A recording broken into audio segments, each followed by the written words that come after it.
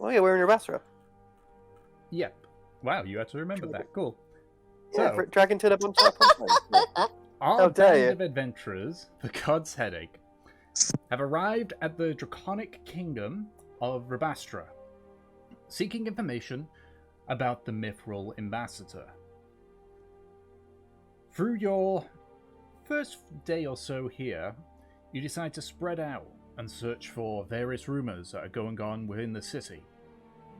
One group going to the rather high-end inns, whereas the other went to those of the common folk.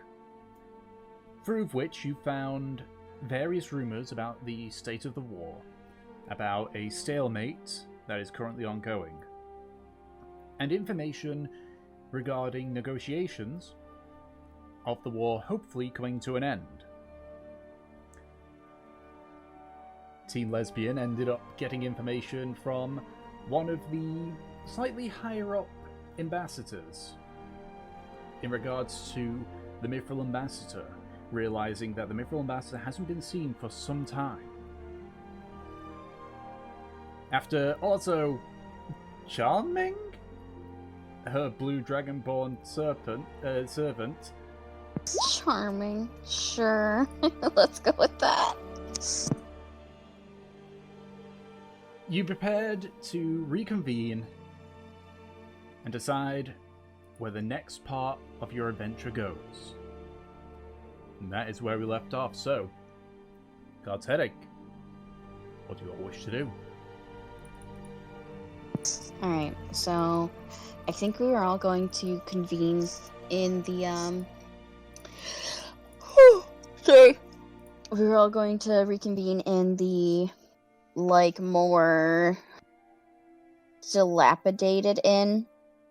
Egg's Nest, you mean? Egg's Nest, yeah. I'm just looking at the notes right now. So we were all going to meet up there, trade information, and go from there.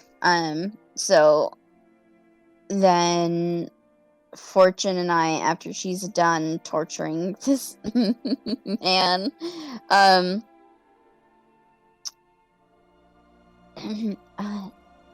Katie, are you ready to go? Yeah, I'm ready. Let's go. All right, then. And collect our stuff, and we are going to go find the boys. Okay. So it takes you a little bit of time, being that you're not too familiar with Rabstra, but eventually you're pointed to the somewhat rundown but still servable Egg's Nest Inn. As you go inside, you do see your companions sort of sitting by a table. It's rather crowded in here, with a numerous number of patrons and, various common folk.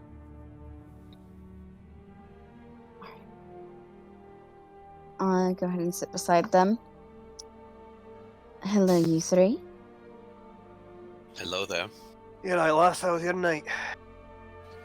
Oh, fantastic. The beds over there were so nice.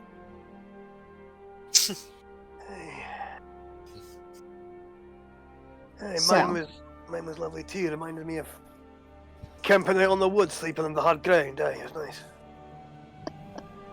Sounds fitting for you. Did you find anything? Well, apart from the Well- locals are fucking sick of all the fighting, not really. So.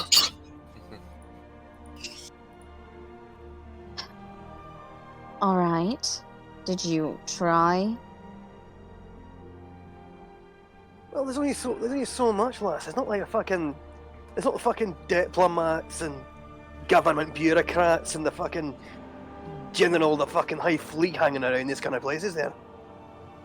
You know that there's a whole outside, right? A whole city. Indeed.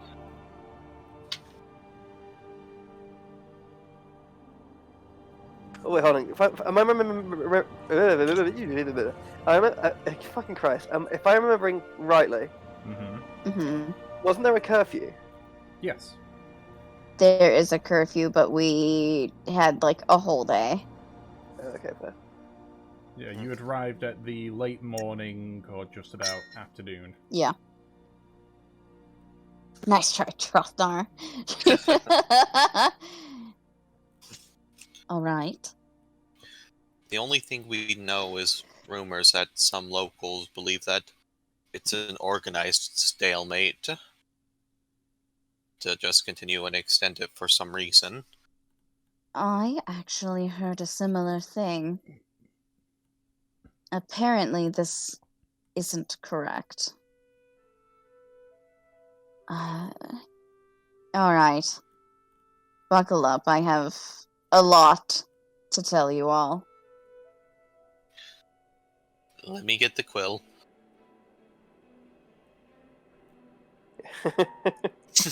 You see Trothlon just look down and go, "Oh shit, thanks for reminding me," and he does up his belt. Wow. What? Okay. Alright, so most of this is just, I suppose, context for this whole thing. It's apparently common knowledge here, but of course, none of us are from here, so. Apparently, there was some sort of, how do I explain? You know how this place is split apart into two? Draw and Great Worm. I was about to switch those. Apparently, they were together once. Is that gravitas? Gravitas Is that word? Is what Jurhan called. Okay. Called it. Yeah. And they were together before, and apparently, Jurhani and its gravitas, the kingdom that existed previously. Apparently, there was a attempted assassination that resulted in the king's death at the time, and he was of the metallics, while his queen was of the chromatics. They accused her of being involved in this assassination, and honestly never really got a straight answer. Her son was involved, and wasn't she exiled? No, she was sentenced to death, but she was able to escape. Okay. Her son sentenced her to execution, but somehow she escaped, and that's kind of what caused this fragmentation of sorts. Basically, a bunch of accusations and he said, she said kind of things. Didn't I write down? I believe I wrote down the treaty that they have with the Kingdom of Jurhan. This isn't important yet, but it is pinned on in the it's in the campaign minutes. So after this, there were, wars, treaties, back and forth, and now we are here again because apparently Great Worm believes that, Draw essentially forced this mithril ambassador to dissolve the council that they had previously. And then, Draw apparently thinks that the Draconic Council chose to dissolve. Obviously, this seems ridiculous. It would be easy enough to just get someone to say, no, it was our decision, but the public is the public and they'll believe what they wish. And so now, since the Mithril Ambassador has decided to step out of everything and basically let the children fight, they are doing exactly that.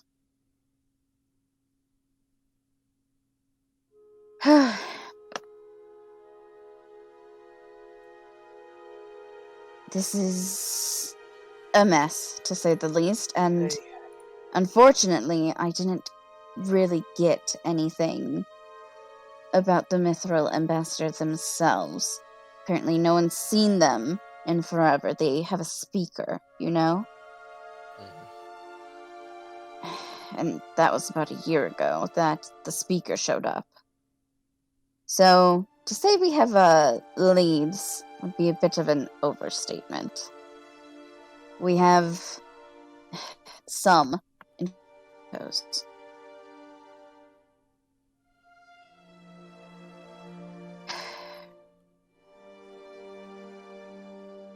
I did get, at the very least, where the ambassador's headquarters of sorts is. It's, you know, in the District of Ambassadors, which seems obvious, but, you know. And then, Fortune, did you have anything? Not exactly. I mean, we're just gonna be showing off our airship later, and that's it.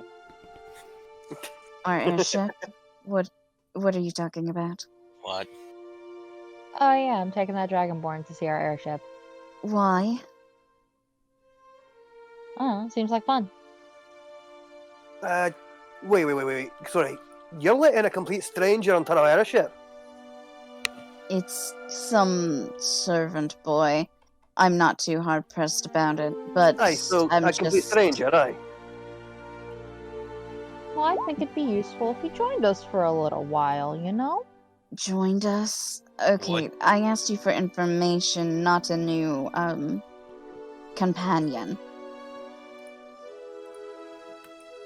Well, I was thinking more maybe we could just like hire him to work back at the house or whatever. Just stick with the plan of trying to get information, all right?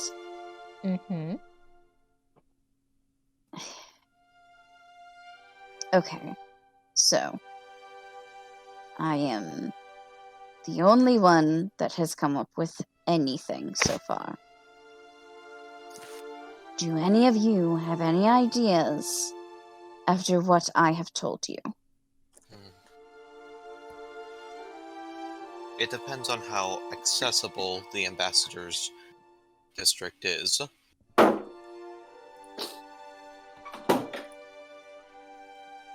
don't know, Honestly, for a couple of mercenaries. Jurhanian mercenaries at that.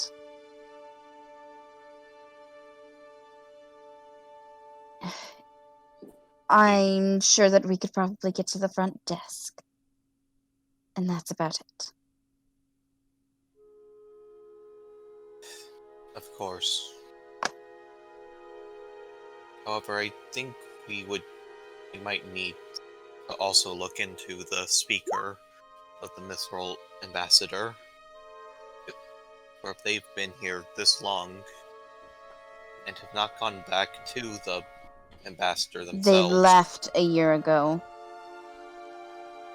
That is what I said.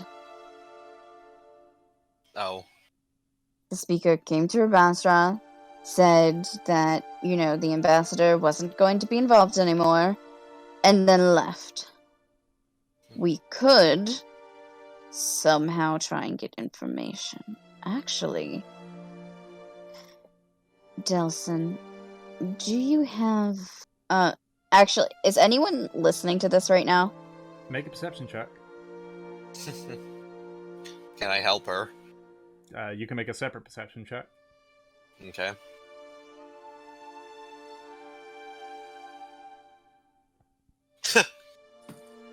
I don't think she needed it. Okay, natural 20. Looking around, you sort of like, there's people that like sort of like look at you in a sense of like, you know, you're new here. Yeah. But none of them appear to be actively listening. Okay.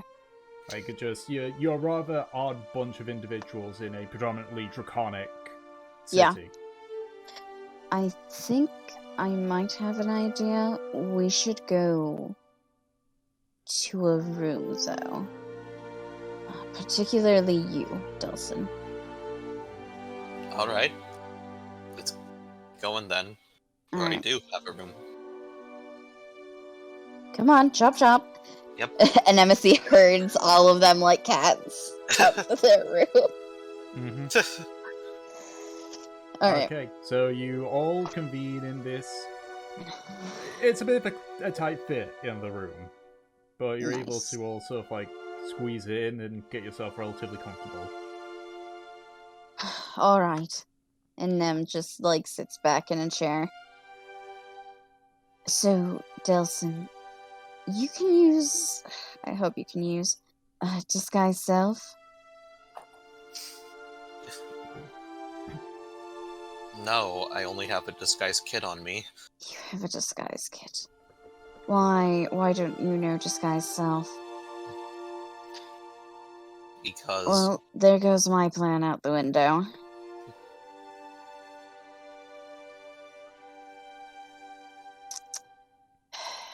Could we get a scroll, maybe?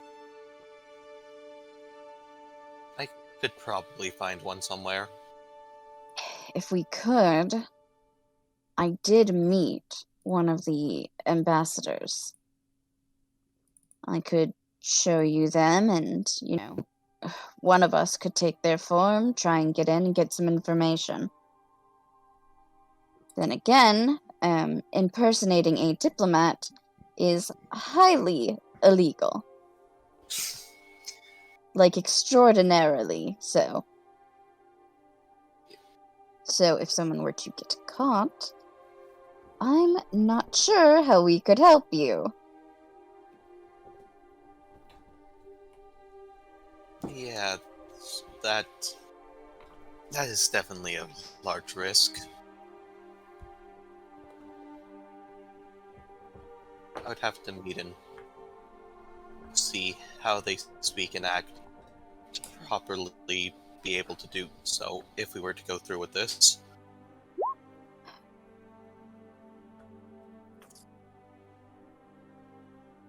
You're the head of a disgraced clan. Indeed. Not to mention, I'm not familiar enough with dwarven dragon politics to really comment. For the most part, though, I know that even with my title, they probably wouldn't care who I was, much less care who you are. We're in completely different territory, and we don't have a foot to stand on yet.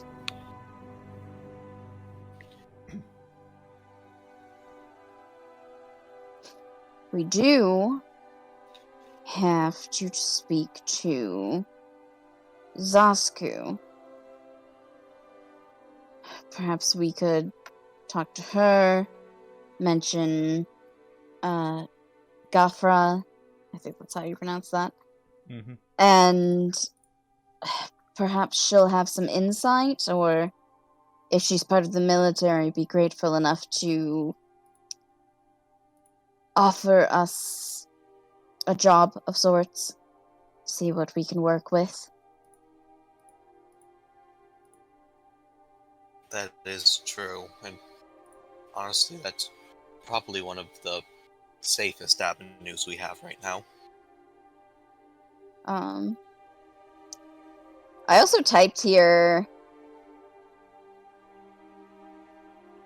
Valorth Lilorish. Is that the ambassador? It isn't the ambassador that you spoke with. Yes. Her name was... Yes. Valor Yes. Lilorish. Okay.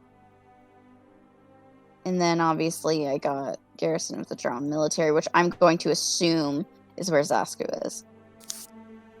Because because Gafra said that he was part of the military and then deserted. Mm-hmm. Alright, if that's the case, perhaps we should go see Zasku first. And then, if push comes to shove, we can try something else.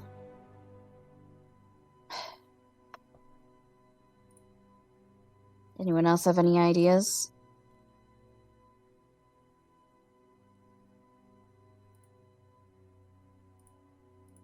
You mean logical ones or a stupid idea? I'll take any at this point, as long as I'm not the only one using my head. Right, okay. We need Yes, sir. part of it. So you said that, like, so this war's going on for 1,000,000 years. Well, not 1,000,000 years, but comparatively. About 600 years. It's been... it's basically been on pause, seemingly. They can say that it's different wars, but really, I think they're fighting over the same thing. And this mithril ambassador could create peace with a single sentence, eh? It seems like they hail its word as such. So I think part of the problem is figuring out why exactly he isn't taking any action. Surely this ambassador has a fucking heart and a soul. He doesn't want to see, hundreds of thousands of people die. Potentially. So if we can figure out what's prolonging this war, the stalemate, that might, if not lead us towards the mithril ambassador, at least help us gain a bit of help in the bargaining.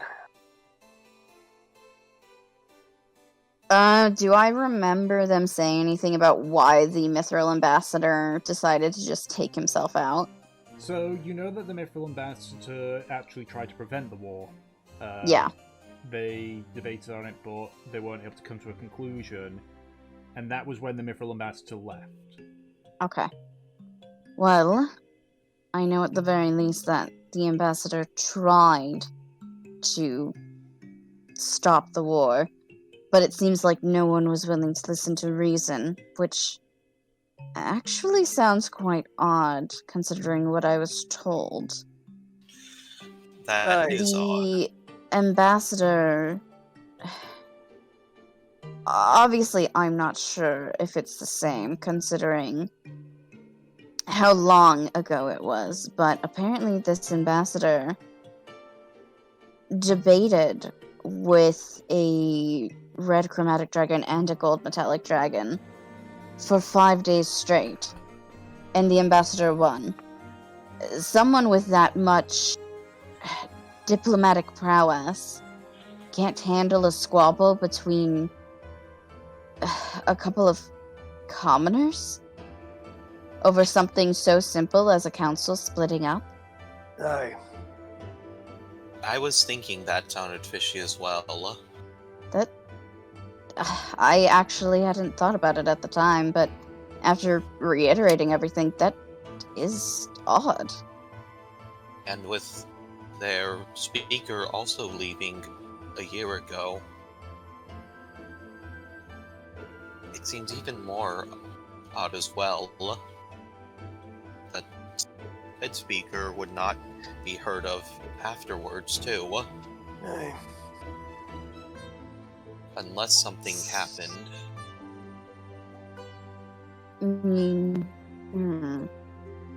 You think that perhaps someone wants this war to continue on? That I do.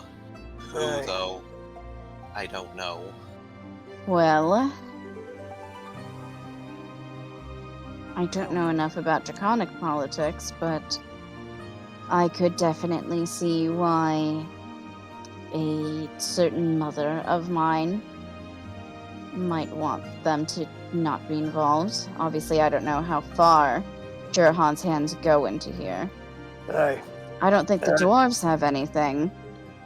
Well, And except then- that I know that if you're a certain kind of person, you can make a fucking fortune making sure a war lasts for as long as it wants.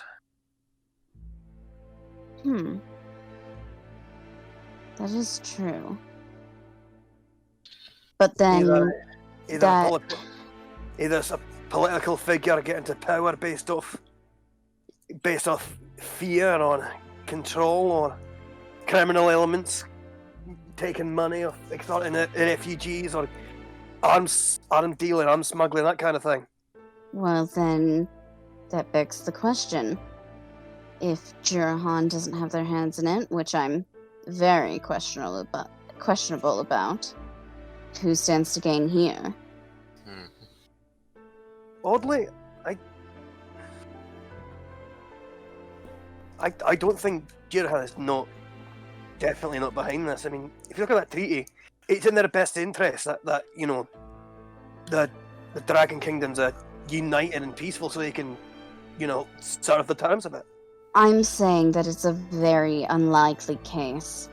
That's one of the only real conclusions we can come to right now, because we don't know the political scene in this place. That is true. My mind did also think back to one other thing. That would be... I forgot where we were, but wasn't there Yuan-Ti ambassadors from the Gilgamesh Horde somewhere? Back in... Where was it? Fucking, Mithril Hammer, wasn't it? Mithril Hammer. I was about to say Platinum Hold. Back in Mithril Hammer. Yes. Indeed. They would also really benefit from this. That they would. I mean... So what are you suggesting? Interrogating every single beast folk we see in the city? No, that would be horribly racist. It's just something to keep in mind for now. Oh, actually, we might be able to ask that if any beast folk from the Gilgamesh have come up here. Tried to plead with them as they did the king. I'd be impressed. It's the opposite side of the fucking... the opposite side of the world up here, and 3 enemy territory. We've been dealing with the war for months now. It doesn't take that long to travel up here. Besides, if they made it up to Mithril Hammer, who's to say that they couldn't make it the way up here as well? The only thing really stopping them would be the cold itself. And, are the passes going through the mountains guarded by Jurahan? Well, I mean... I doubt they're gonna let... It's impossible to get through, you know, a mountain with 2 borders.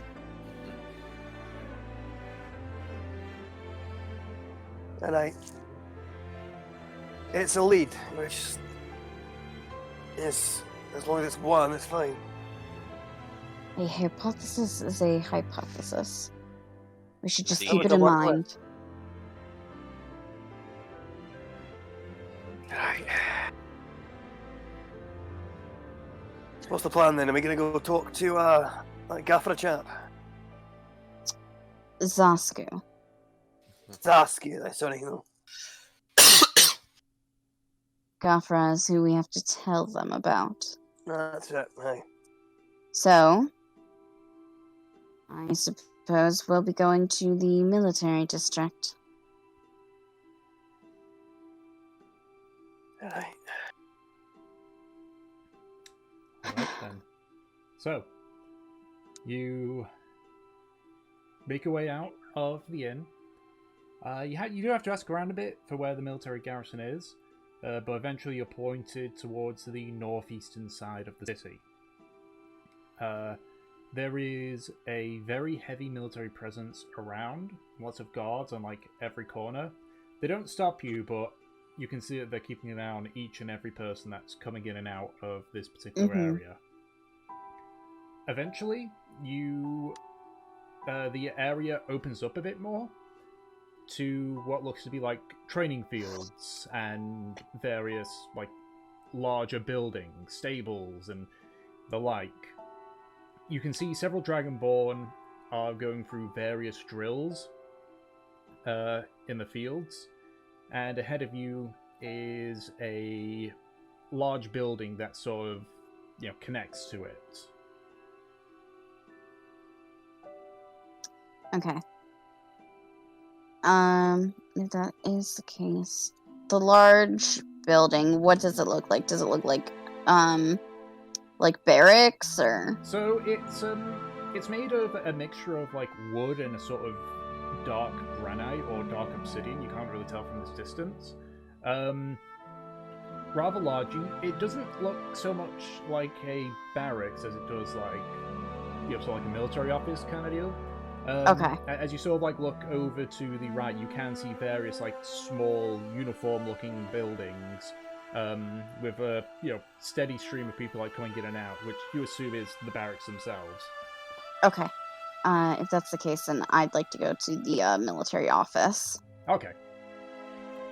So you head into the military office. It's busy. There's a lot of various Dragonborn and such going about. You can see, like, as they talk, like, they notice you lot walk in, and while they keep continuing, as always, like, as they're talking, they, like, quieten their voices until they, pass you to a certain extent before they start speaking up again. What are they talking about if they're quieting down? Make a perception check. Well, Nemesis dropping some heavy eaves. 10. It's difficult to tell. They're not like right next to you. They're a certain distance away. Okay. All right. Is there like a front desk? Yes, there is a front desk. Sitting there is a brass Dragonborn. All right. He's just sort of looking up at you waringly. Pardon me. I'm looking for someone named Zasku. Zersk, and who are you? We're the God's Headache. We just had some information to give her. Information in regards to what?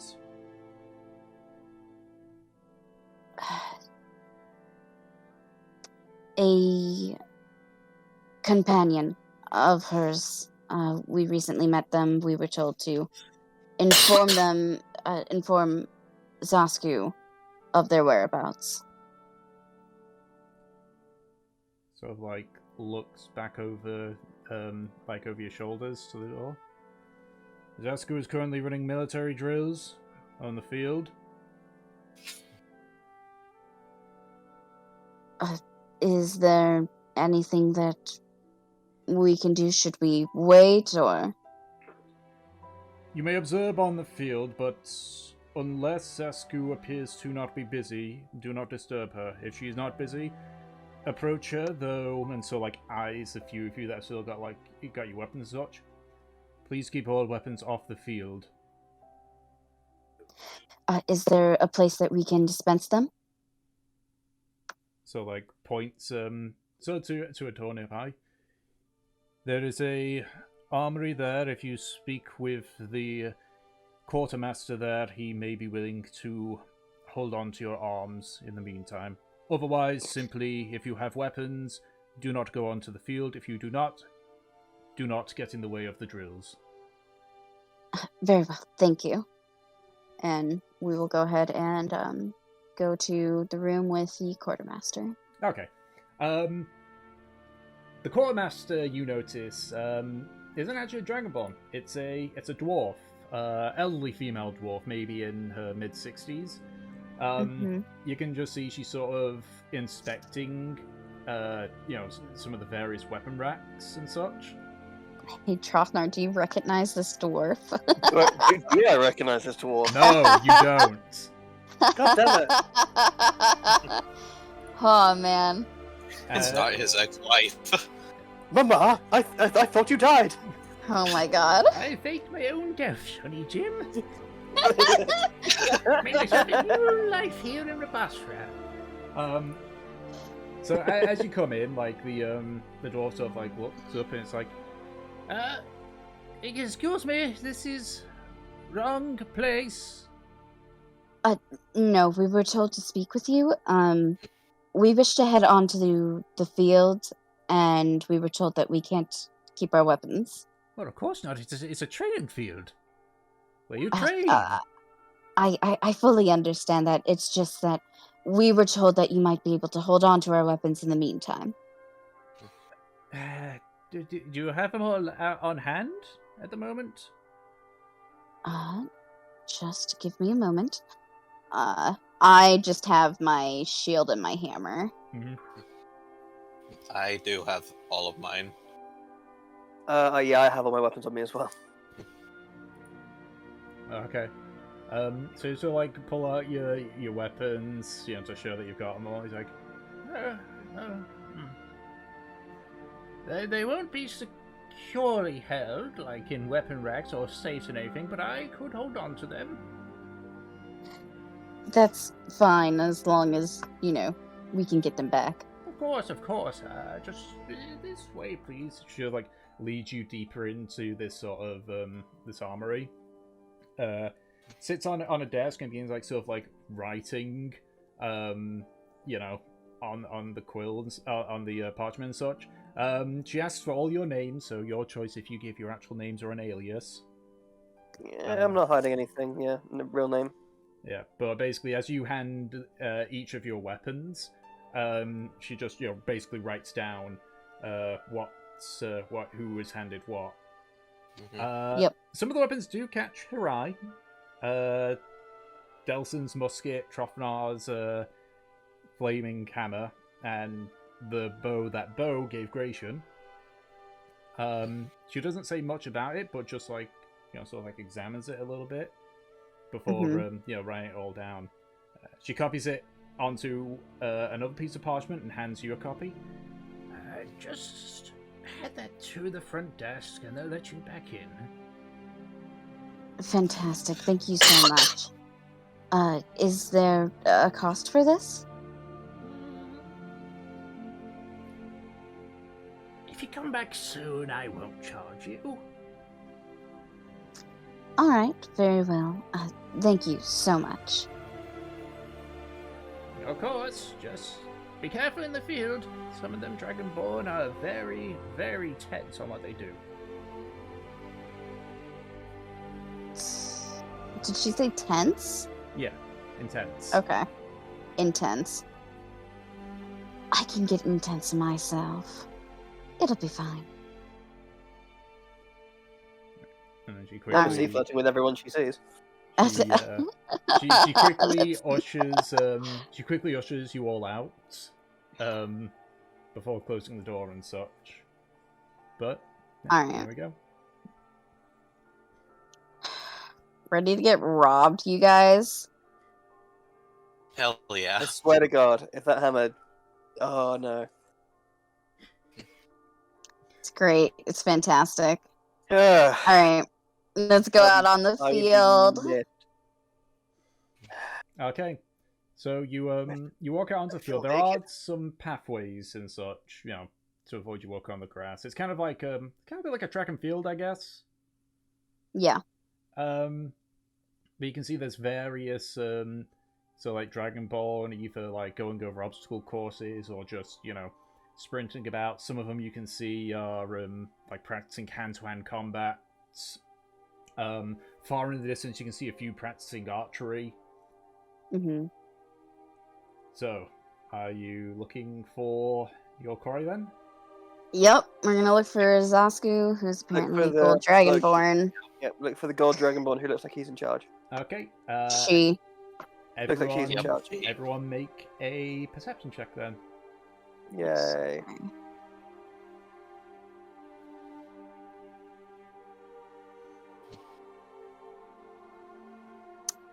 My perception just gets worse and worse with time. 16.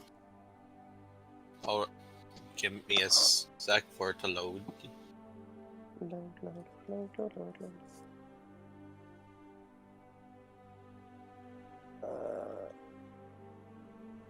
God, I feel weird and naked without all my weapons on me. Good. What, you There want to we see go. Tropina naked?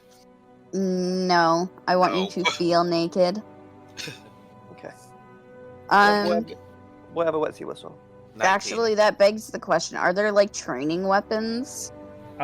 If there are, they're not on like this side of the field. I see. Okay. You would assume, especially you and Trofnar, since you've both had some akin of military training. Typically, the training weapons are stored near where the actual training takes place. So you can imagine where you can see like the people practicing archery. There's probably a place where training bows are stored and such. Okay.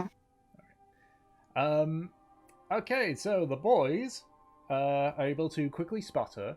You actually see that she's actually currently doing hand-to-hand training with against what looks to be a red dragonborn. You sort of kind of ascertain it pretty quickly because this is the only golden dragonborn that you can see. Despite what seems to be like her standing in the military, she doesn't look like built as a warrior. She's rather small and thin and such. But you notice that she's taking on this this large hulking red dragonborn twice her size. She's very much getting the drop on it all the time, and as you just kind of like watch quietly for a few minutes, she eventually pins down the red dragonborn. Nice. Noise. That's sexy. After a few seconds, you watch the red dragonborn just taps out, and she just sort of like quickly stands up, and she's like, that's round 5 to me, my friend. Yes? Hello? Oh, is she talking to us? Yeah, she sort of like looks up and knows you all just sort of watching. Bye. Hello. You're Zasku, right? That depends on who is asking. I'm Nemesis of the God's Headache. We ran into some companions of yours. We were told to come see you. We might want to speak privately, considering the sensitivity. Right, okay. Sort of like looks down at the red dragonborn that's just sort of like slowly just lying on the ground, just panting. He just watches she gives him a swift kick. He says, "On your feet. Go train with the rest."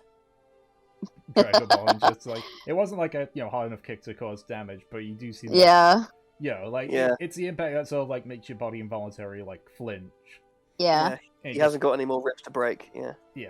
So he just sort of like what you call it, stands up, just like you see him like catching his breath until he stands up straight, salutes, and then walks off.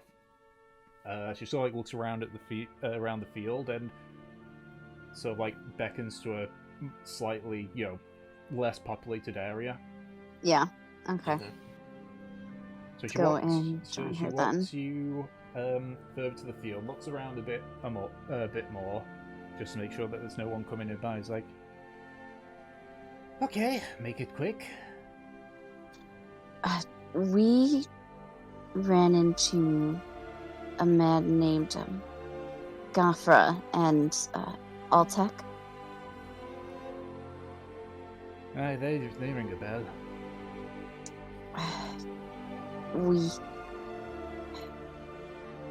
Gafra just wished for us to say that he is apologetic for deserting.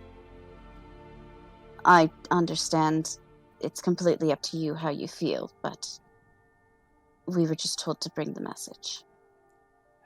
As the bastard should be. Trained up all that time, has a great future ahead of him, being part of the Wyvern division, and she beckons up to the various Wyverns flying up. And what does he do? Decide to fucking leave. Taking the Wyverns with him. Yes, we experienced that firsthand. He attacked our airship. Right. Well. Clearly he didn't remember that part of his training.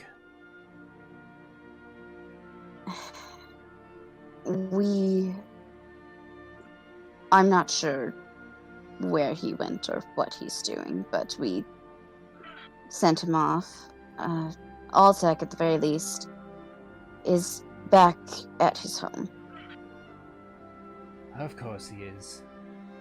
Of course he is. Are you alright? Yeah, I'm just... It's becoming an all too common thing at this point. Deserters, you mean? Aye. We draft people in and they don't want to partake. People like our tech just want to stay at home, work on the farm. I can understand that, but has the war gone to such a rate that you're drafting people? There's always been drafting people in. It's... How do I word it in a way that won't get me in trouble here?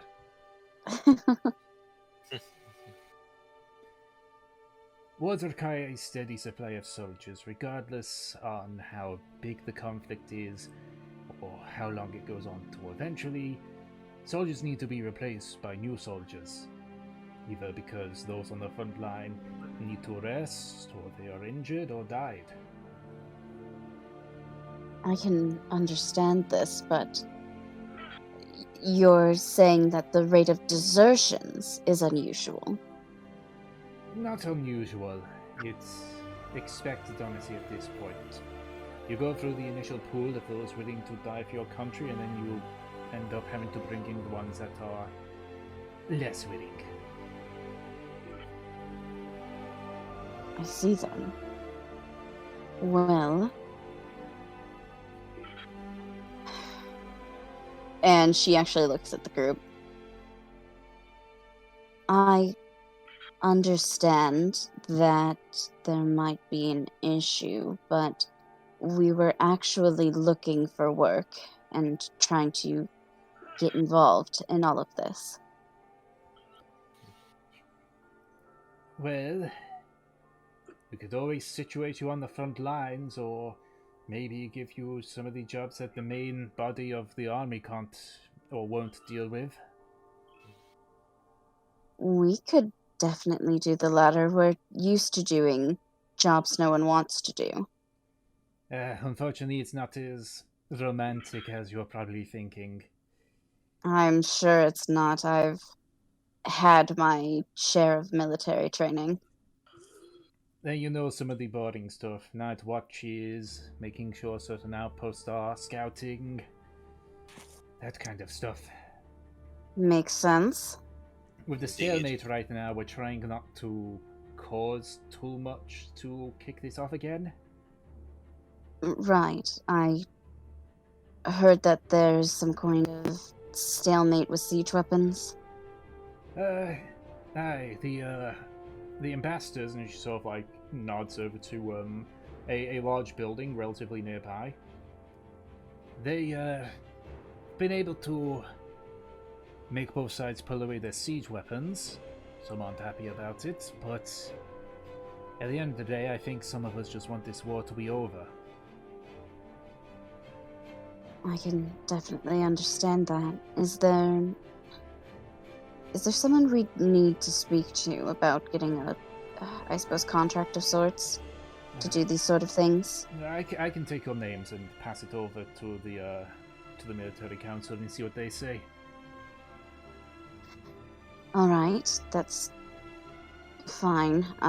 I suppose we should disclose, or if it isn't obvious, we aren't exactly citizens. I figured. I was going to ask, that was going to be my next question. Where do you all hail from? Well, and she will gesture to Trothdar. He's from the dwarven city of Mithrilhammer. I, Katie, and Gratian, and she points to them, are from Jurahan. And Delson is from Naza. Well, there we run into a problem now, don't we? With which one of us? With you And she three, gives like a smile. Yeah. She knows. as much as I would love to, officially, I cannot hire anyone from Johan to fight in our battles. It's against the treaty. Unofficially, if you do your own stuff that benefits us, that is fine, but officially I cannot bring forth your group to the council. It will be refused outright. I completely understand. If there's anything unofficially, though, that you'd like to share with us, I'm sure that we'd be willing to help. Make a persuasion check with advantage. Okay. Yo, bro, you got any illegal shit? Yeah. Persuasion with advantage. 21. Okay. Nev said wink wink. Sign him off. So if I looks around again before leaning in. There is rumors going around in regards to the group to the south, this Gilnesh group. Write this down, Ed. That's what I'm doing. Yeah. Yes, we're familiar with them. Yes, well, their Hey. ambassadors have arrived at both Tra and Great Worm over the course of this war. We knew it. Yeah. Alright. We don't know the result, but Great Worm has been digging their heels in quite a bit. We believe that they might have been offered something, but we have no clue what. The delegate for Great Worm is keeping his mouth shut. Is the delegate here? All major cities have a delegate in the ambassadors. Johan, the dwarves. The only ones that don't is Gilnesh because we never had a reason to. But yes, Great Worm does have one of its delegates where the ambassadors are. Is there a possibility that you can give me their name? So you can see at this point she's being very cautious. Mm-hmm. She is a he's a green-skinned dragonborn called Alros. Allrross.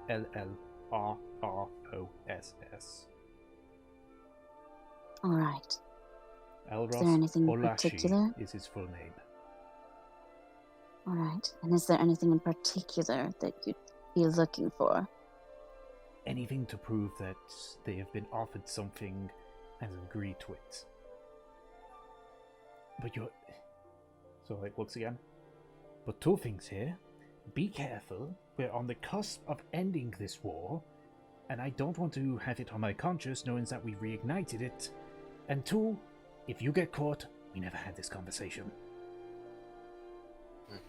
Deal. Understood. And she makes like a lock and key motion to her mouth.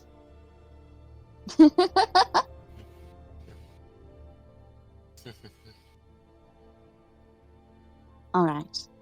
Thank you, Zasku. And I'm sorry that I had to be a bearer of bad news. Honestly, the worry here is the fact that they're going to be hunted down. I was thinking that it's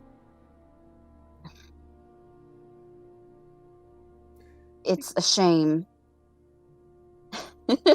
Jem actually has like this frown on her face, like she knows. The military council can learn after the war. No point potentially dragging me into this again. Right.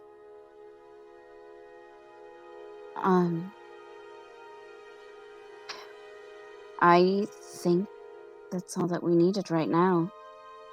Unless, of course, you want to show off more of your moves. I was very impressed. Show me your moves. Unfortunately, I'm a little bit too busy training the whelps to see how you compare. Maybe another time, then. Maybe when the kingdoms aren't at each other's throats. I'll keep that in mind. You know, this sounds like actually a very flirtatious conversation. Yeah, it does. Nem's Yeah. not trying to, but man. Fortune's just whipping Trofnar with her fucking tail because he's probably the closest person. Yeah. Nem really is that kind of person where, like, she's not flirting with you, she's just nice. Yeah. She's Yeah. just trying to be polite. Yeah. Alright. If that's the case, then we will go ahead and depart, I think. Okay. So you head back to the office, get your weapons back. Any of them missing? No, they are all held and accounted for. It's all intact, guys. Good on Yeah. us. I lingered behind for a moment. Sure. No. I want to go talk to the lady that Nemesis was talking with. No! Zesku. Sure. Exactly. Why? I'm not gonna stop her. You're not gonna stop her? Oh, She's man. sneaky. She's sneaky. Okay. I'm not even sneaking. I'm just waiting. Yeah, go ahead. Hey, Yes. I saw that little ship back there. How tall are they? She is shorter than you. She's about maybe 5'5". Fucking glaring downwards. I saw that shit. She just looks up at you without like any real fear or anything. So what? That flirting shit. I don't like it. I'm not interested in her. Flirting! Good. Yeah. I'm sorry, are you Gonna trying kick to your ass intimidate one me? day.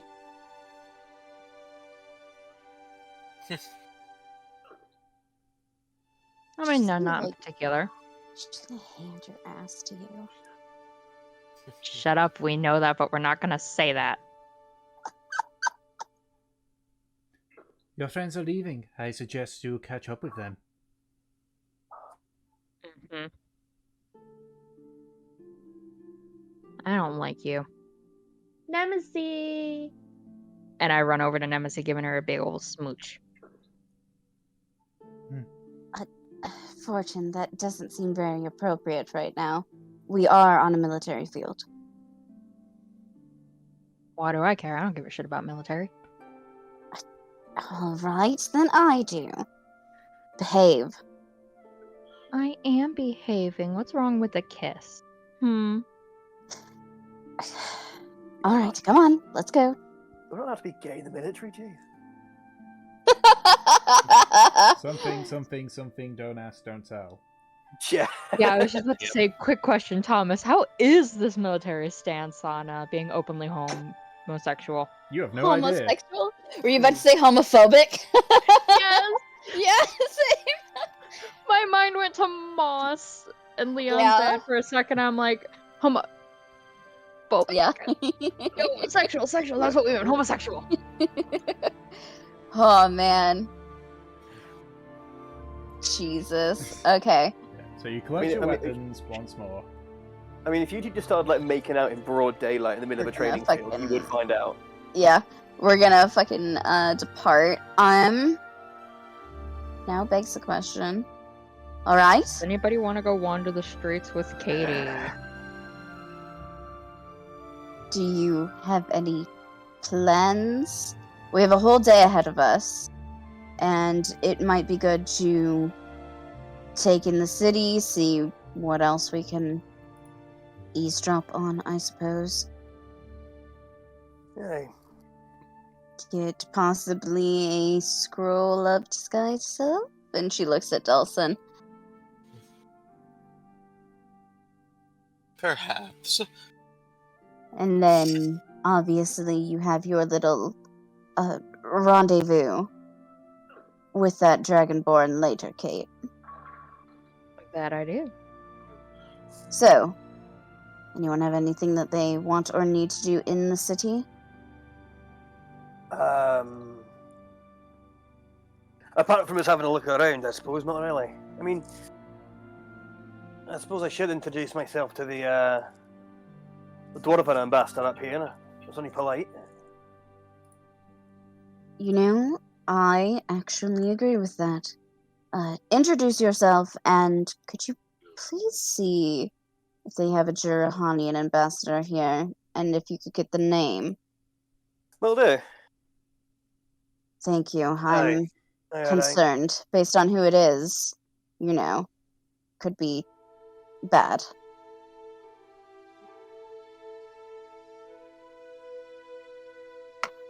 Alright, Trothnar's going to go speak to the ambassadors, which can only go well. Delson, you're going to, I suppose, search the shops? Indeed, I will, and see if I can pick up on any rumors. I'll be going with Delson. I have a specific shop that I'm looking for. Oh, for God's sake. And what of you, Gratian?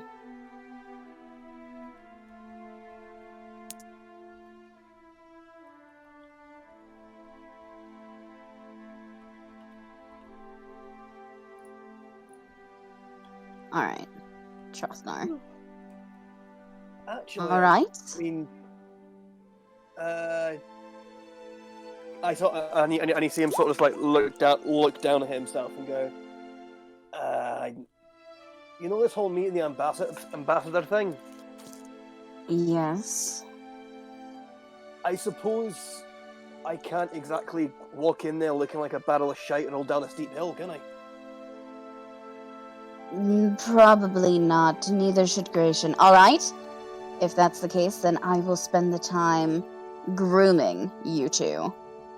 I was going to go to somewhere around here in Vermilion Market and pick up, some soap, some lotion, some potions, get myself, at least somewhat clean. A new comb would be nice, actually, as well. What do you need Cheers, potions Tim. for? I still would rather you two don't hold a lot of promise, dressing or grooming or doing anything physically to yourselves. I don't think Truffle's had a change of clothes since Mithrhammer. And Gratian, I understand that you have a good change of clothes, but there's a difference between a change of clothes and, actually something suitable. Yeah. So... There's a difference between a good change of clothes and a good change of clothes. Yeah. So, I will help you two. I'm sure that I can make you look very, very nice, Gratian. You're a very handsome man. Just underneath the dirt and grime. Right now, you're a lost cause. You're kind of you look a bit like an ape man right now. All right, come on, you two, let's go. And she hauls both of you off.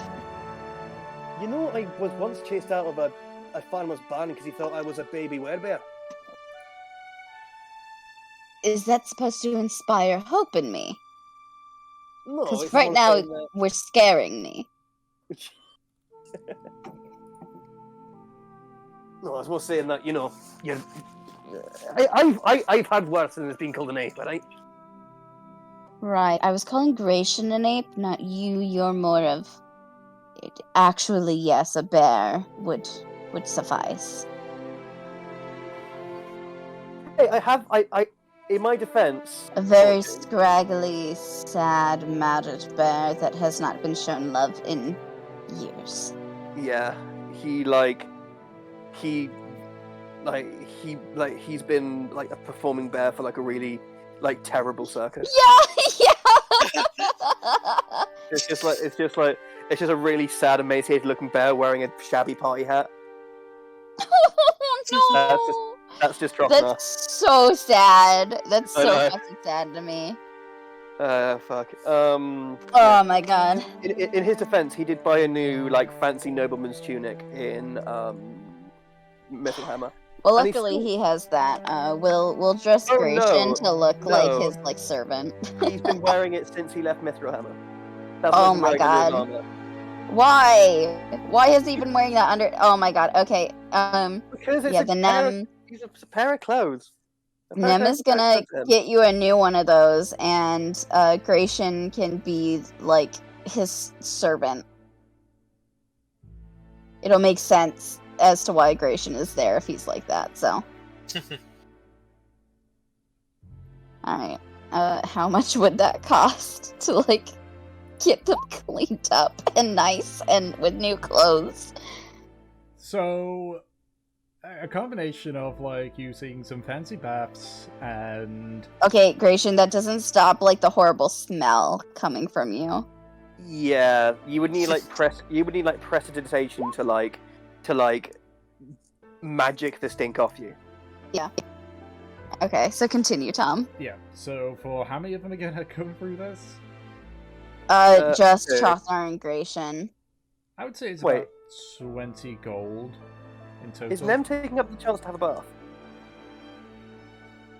Nem always takes the chance to have a bath, but she's dealing with you guys right now. She can do that afterwards when she's alone having mommy wine time. While all Oh of my you guys God. create Oh my chaos. god, she is 100% the sort of person who would get wine drunk in a bathroom with candles around her. Yeah, That's spot so- on. Alright, 20 So- gold. Yeah, I would say 20 gold. Basically, one each for both of them to use the fancy baths, and the rest of it's just for clothing. What is that, like 2 platinum? Yes. Okay, because I currently have 5,669 gold, so I want to keep it like that. Nice. Nice. Jinx. Yeah, alright. I love that fucking rich person problems. Like, how much is a bath? Like, what, $200? Yeah. So Nem will go ahead and get them all, like, cleaned up nice. They have their little suits, and she just looks them over and is like, wow, you do look like people. It's amazing. I'm good. Maybe I should, like, have this as a job if adventuring doesn't work out. Chothmar is sort of giving you his strongest go fuck yourself eyes. Nem just has this big smirk on her face and just shows him the mirror. What? You can't deny results. Fucking hell, I look like a bride in my wedding day. You look fantastic, and you should have confidence in yourself. You know, when people take care of their appearance, they feel better about I themselves. look like my artist smell. I look like my farts smell like rose water. What fucking? Disgusting, but also I'm not sure if that's particularly a bad thing. I forgot my skin was this light. For fuck's sake. Hey, I'm not black. Oh my god! For God's Oh sake. no. That's not okay. Alrighty. Sorry. I thought I See, heard something. Gratian loves it. I He thought thinks I he heard something looks outside, great. but it was nothing. Thought I I will- just tanned. To be fair, I'll give you that. He does look. I bring home to meet my daughter, aye. Your daughter? Oh no, do you have a daughter? Hypothetical daughter. Hypothetically. Alright. That's a relief. Also, I would feel sorry for your daughter if Gratian was the man that she was supposed to meet. I was gonna say. it I would be love a- you, Gratian. I think you're fantastic.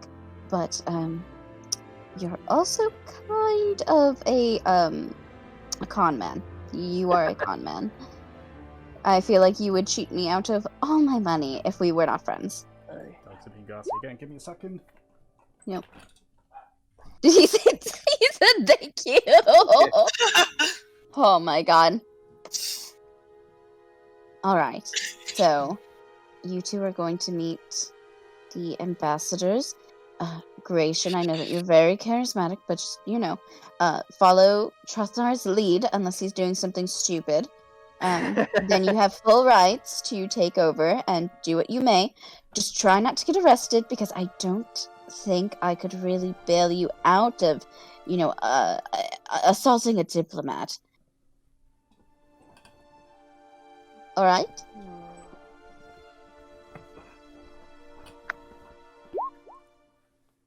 What about assaulting a servant? That may be more manageable, but I would prefer you not.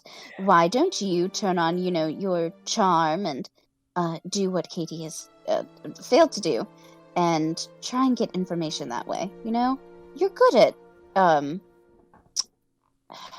you're good at basically convincing people to do stupid things.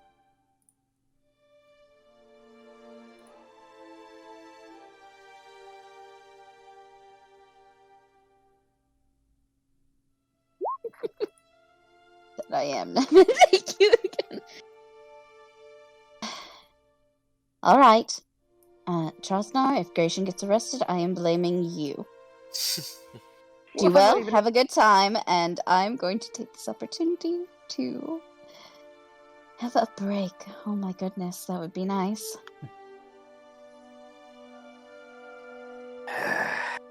Goodbye. Get out of my face. Alright. Okay, so who are we following first?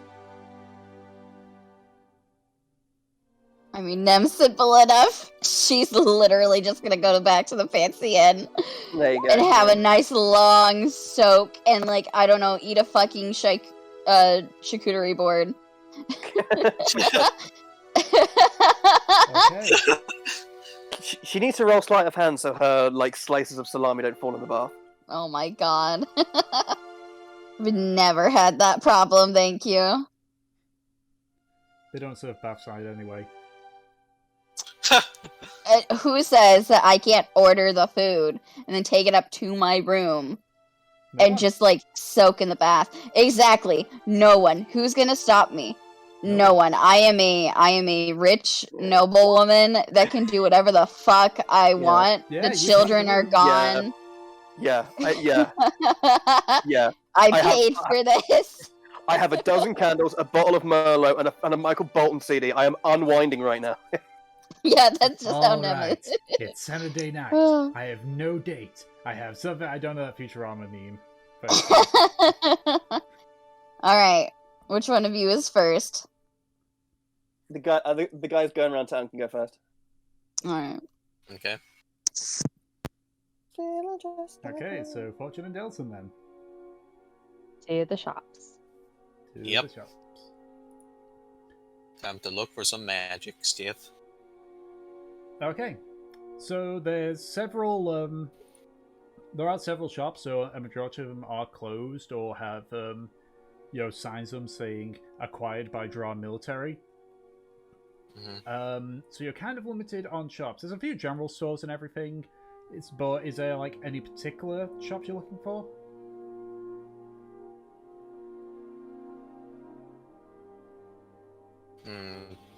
Well, for one, one that would have alchemy or would be proficient in magic items or scrolls. Okay. So you ask about in regards to that, and you do find 3 shops that sort of meet the various criteria. In terms of magic, there is a shop called Eye of the Storm, whereas for alchemy, you find that there are 2 shops, one called Righteous Concoctions and the other one called Hag's Hovel. Though, when you ask about, they point out that Righteous Concoctions is currently under possession of the Drow military.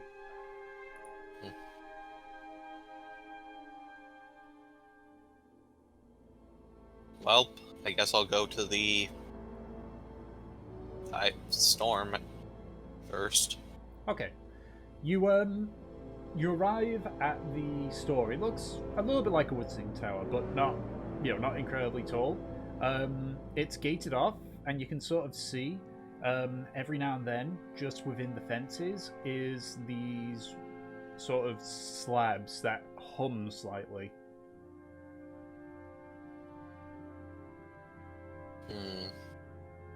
Well, that seems good. Let's go in. All right. You walk in, and it's almost like you sort of have walked through a like a rain shower or a waterfall, but without actually being drenched through. And as you approach, the door opens by itself, leading into a dark circular room. You can see over at the far end, the room itself is actually near completely barren. You can see a few cabinets here and there with various items in it, but a lot of them are all completely empty. At the desk on the other side of the room, you can see what appears to be a female copper dragonborn, amber eyes, wearing a simple tunic and such. The only noticeable thing you can see is that she has a very large scar that's going up her right arm. Wow, that's interesting. Hello there. Yes, hello. How may I help you? I just came in here to see what you had for sale, any potential scrolls you had. No scrolls, I'm afraid. They've all been bought by the military. I do have a handful of magical items that they have decided not to take a hold of, if you're interested. I'd like to see those. Oh, of course. Just look at the various cabinets. There'll be a little description on what they are. I can give you more details in regards to it. I will look, but I'll let Delson talk first. Yeah, I'll look at it Okay. first. Looking around, as mentioned, a lot of the cabinets are completely empty. You can only see about 6 items in said cabinets. Interestingly enough, you can't actually... There's no discernible, door for them either to, open them or anything. But you can see... one of them you see is just, a thin wand that's sort of lying on a cushion. It has on a small plaque saying "Wand of Wonder." Another one is a much more thicker, like a rod and such, with the words "immovable rod" on there. You see another rod called Rod of Alertness. You actually see in one of the taller cabinets, so standing upright, is a broom. And on the sort of little tag on it, it says "Broom of Flying." You see another one in what looks like almost like a cloak rack, but you can see a sort of shimmering bluish cloak on the plaque that says "Cloak of the Manta Ray." And then you find one that seems relatively odd. I need to just get the visual description of it from the guide because I don't really remember what it looks like myself. But one sec. It's actually on here. Give me a second. Let's see, is it a... Yes, it is. So, it appears to be... It appears to be a warhammer. Made of a bright, sort of silverish steel. And as you sort of have a look at it, you see it has the odd name of Dwarven Thrower. Yes, shopkeep. Yes? How much would it be for everything? For every, as in all 6 of those. Everything, yeah. Right. Well, if I just do that, and one moment, please. Over.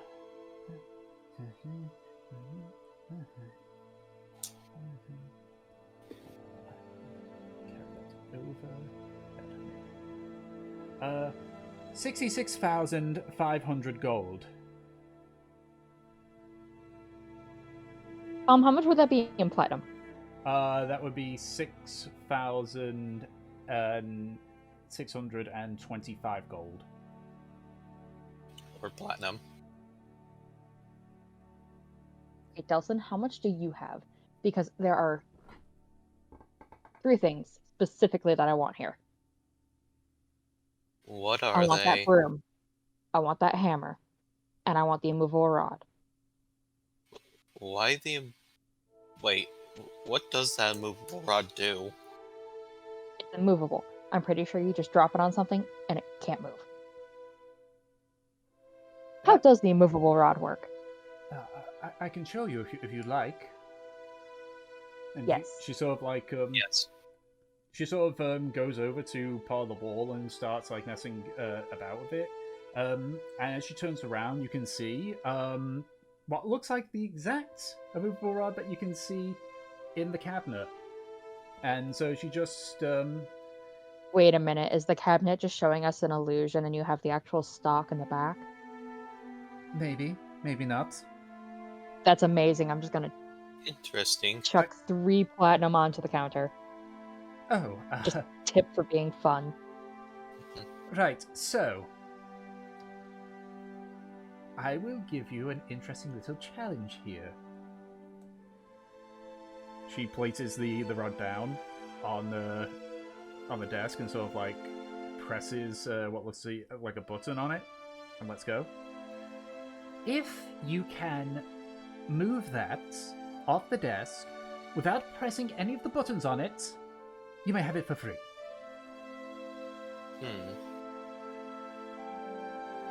Just pure strength. And this what will did she also- set it on? She's placed it on top of the desk that she's using.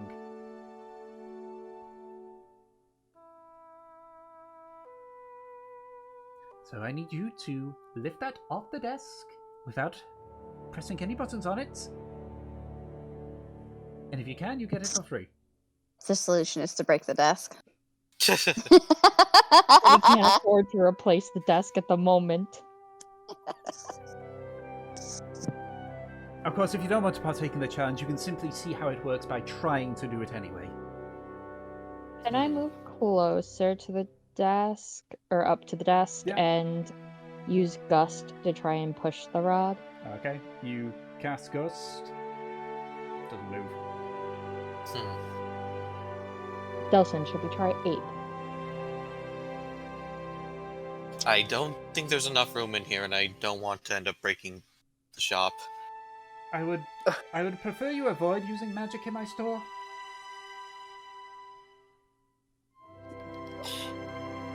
The lengths to which fucking Fortune would want something for free.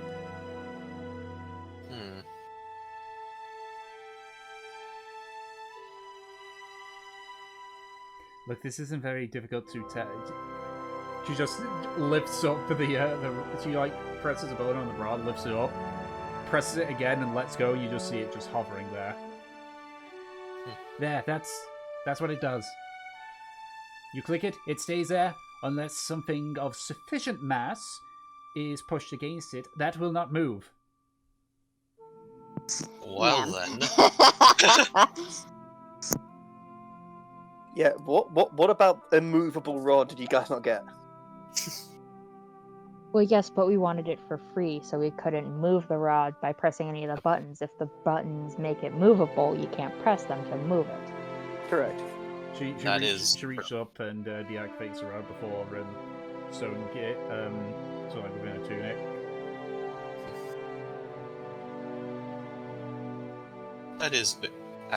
That is an interesting challenge, though. It is, and you have no idea how many people have embarrassed themselves trying to do it.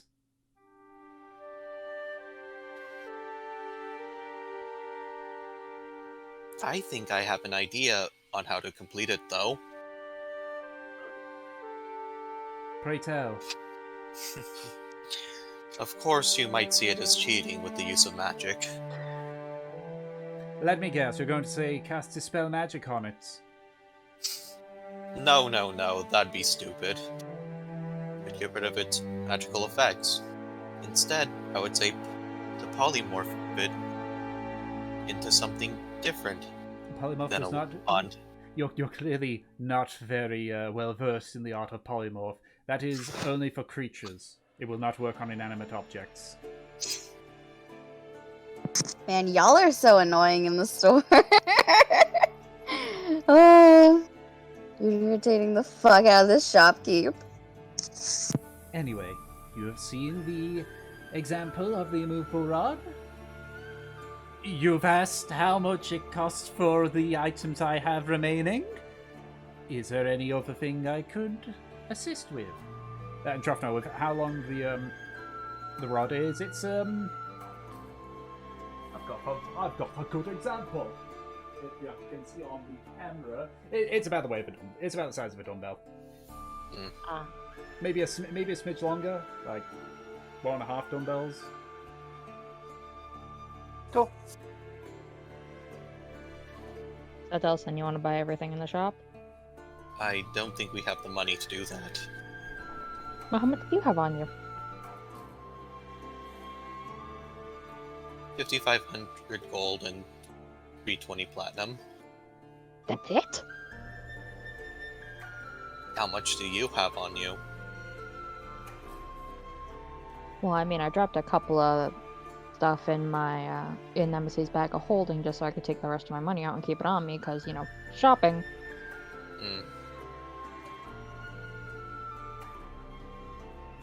Alright, so how much would it be for the broom, the hammer, and what's up with the wand of mystery? You mean the Wand of Wonder? Yes. Yes, it is. I just get my thing again because I really should have had this stuff written down, but it's fine. Oh, I thought you were just pulling up like a fucking Harry Potter wand replica to show off, and I'm just like, okay, Tom. Okay. I wish. I generally wish. But I can say what it looks like. It's sort of a golden wand with what looks to be many little gems. In fact, on the thing I can hopefully... There we go. Oh, it's pretty. That's what the Wand of Wonder looks like.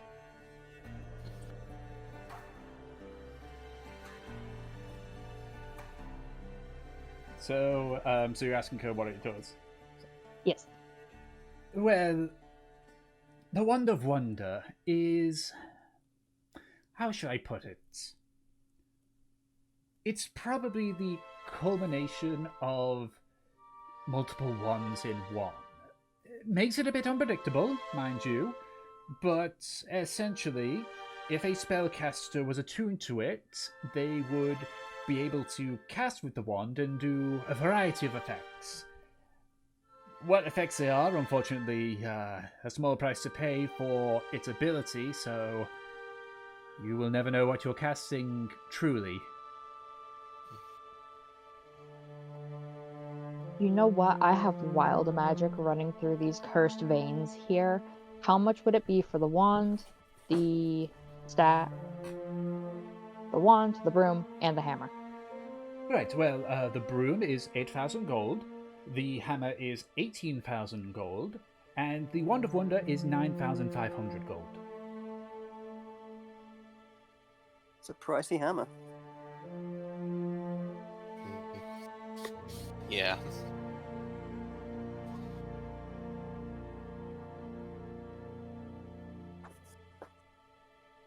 Gratian, did you do that in platinum for me? He's off by a 0. I think that is the amount by platinum. 40... Jesus. 45,000... No. 18,000 gold for the dwarf thrower, 8,000 gold for the broom, and 9,500 gold for the wand.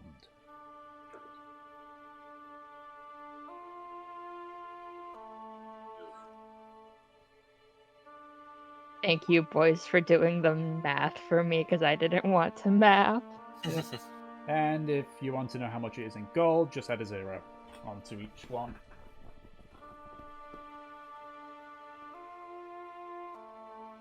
I think... No, wait. Was it nine? It was 9,000 for the wand, wasn't it? 9,500 for the wand. Oh, so that'd be... 950 platinum for the wand.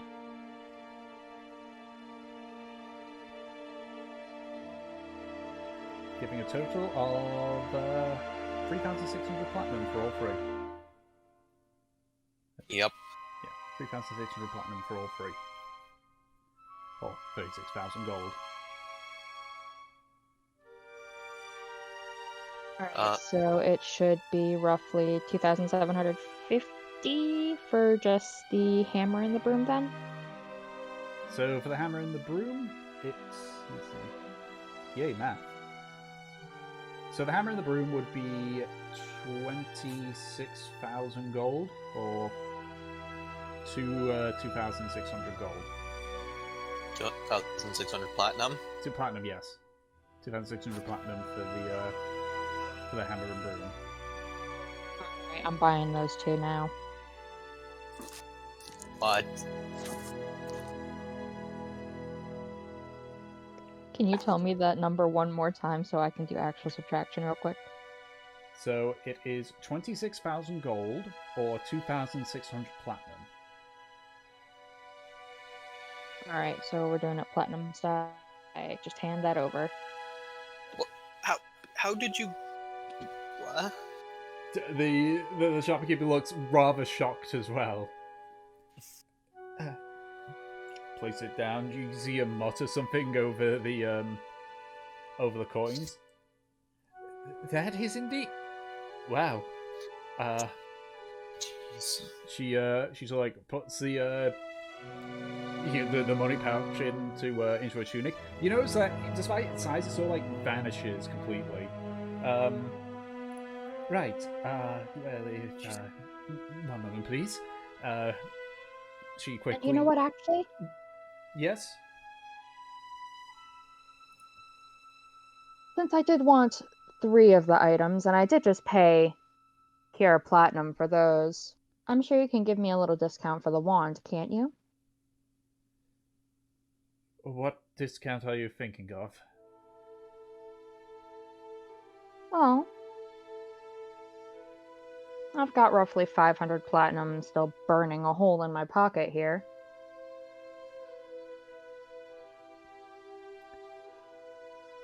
You wish to give it to you at half price, nearly.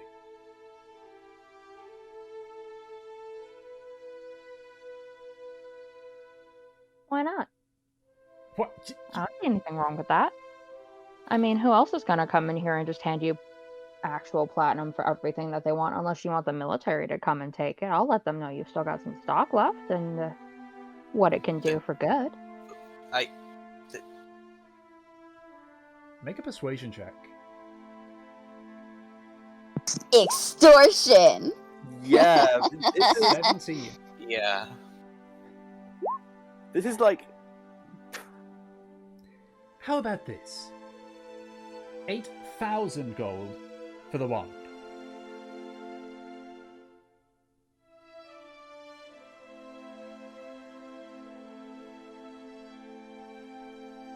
Trying to calculate what left of gold I have versus the amount of platinum I have left. I'm just gonna put this in the chat for Tom.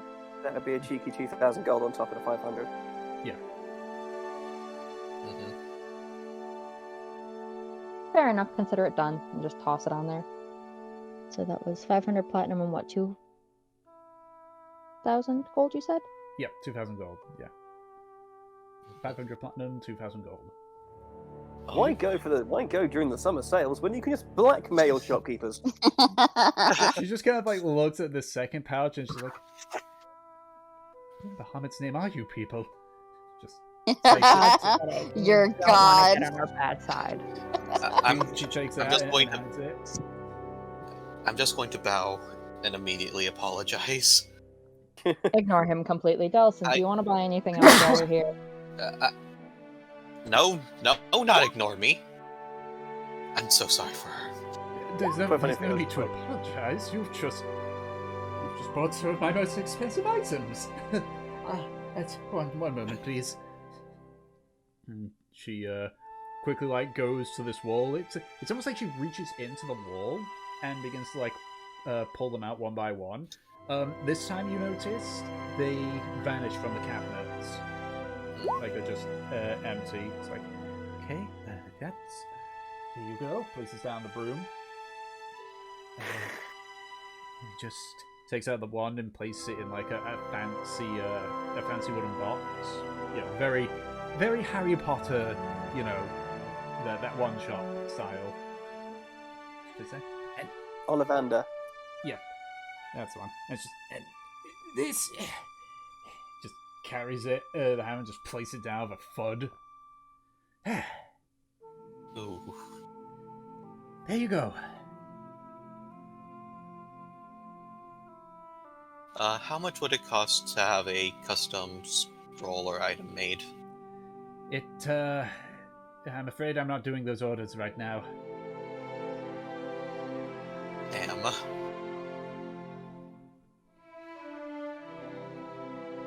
Oh well. Being at the front line, my skills are in very high demand to supply stuff. Wait, you're at the front. Oh, that explains the scar. Oh no! This is not due to battle in the sense that you're thinking of. No, this was a spell that went wrong. No, I mean, the current stalemate is at the bottom of the mountains here. If Dra were to lose, then Rabstra would then be under siege, essentially. So when I say the front lines, I don't mean literally the front lines. I simply mean I am the closest spellcaster in Dra, and because of that, it is agreed that I provide them with things while being able to keep my business open for the general public.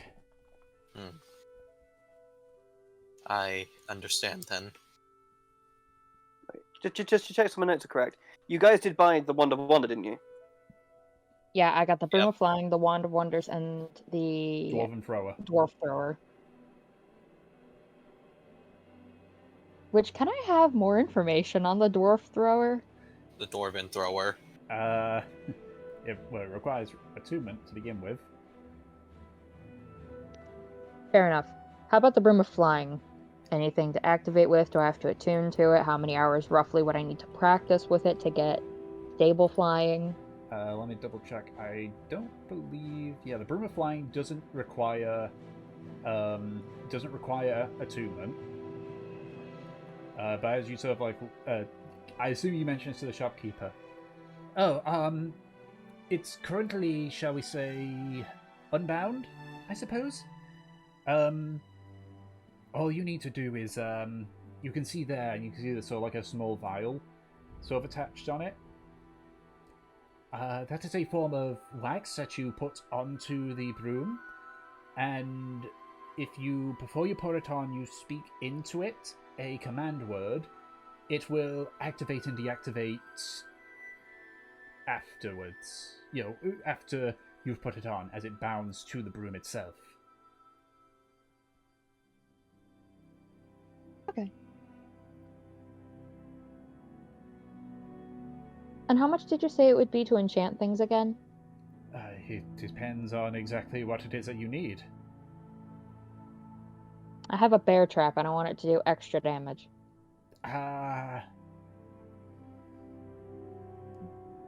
In what regard? I could bind a rune onto it. I could maybe infuse it with an element. What is it that you're looking for?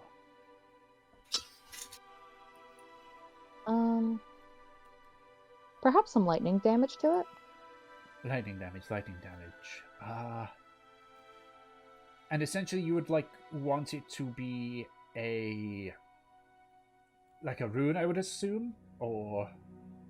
Yeah, just like they step on it, and not only do they get spiked to the leg, they also get a nice shock to go with it. Right, okay. Yes, I could do that.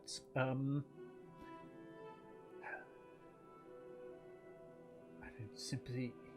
The problem is, with trying to put a glyph onto something that can retract and you'll be unretracted, is I would only be able to make it so that once you set the trap down, you wouldn't be able to, get rid of it without the glyph going off.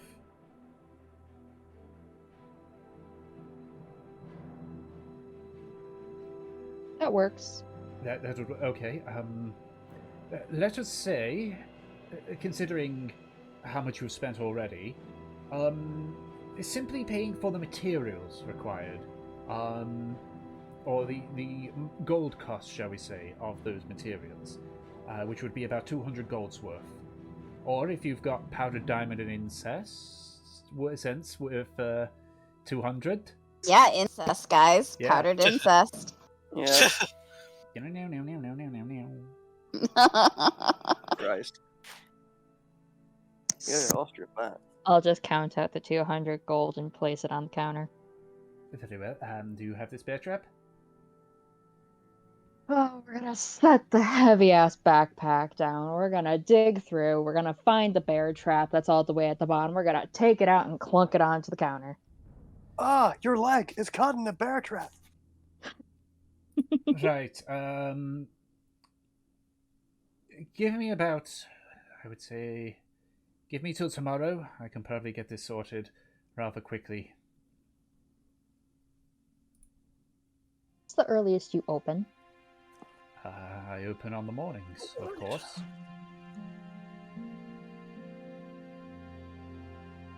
Alright. I'll see you tomorrow. Very well. Thank you for your patronage. Delson, I'll be Yeah. waiting outside. Deuces. Okay. And with you being able to add a glyph like that to things, could I ask if you could add one of Radiant for Radiant magic to something as well? Unfortunately, I'm limited only to elemental magic.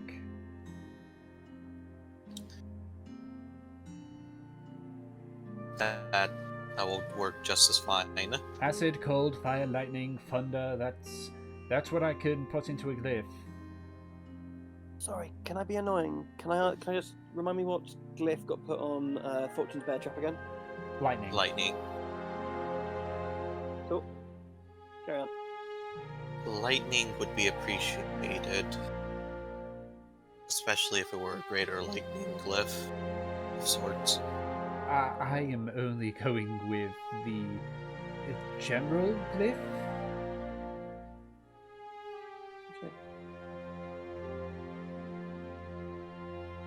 A general glyph.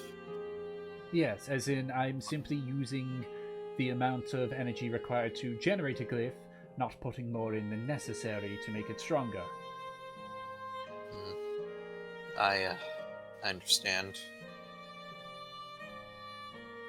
I'll just take out my rapier. Could you by any chance put that glyph onto this blade? No, I cannot put that onto a blade. It doesn't work like that. A glyph of warding is not what you're thinking it is. It is a one-time use ability where... Let me show you in a way that is easy to explain. You sort of like twirls a hand a bit, and you see what looks to be like a glyph appear on the ground. So, that is what a glyph typically looks like. Now, if someone were to step near that glyph, she sort of like clicks her fingers, and there's a silent but large explosion as sort of like lightning damage arcs out everywhere. And that's what it does. You can see why I can't put it on a blade. Indeed.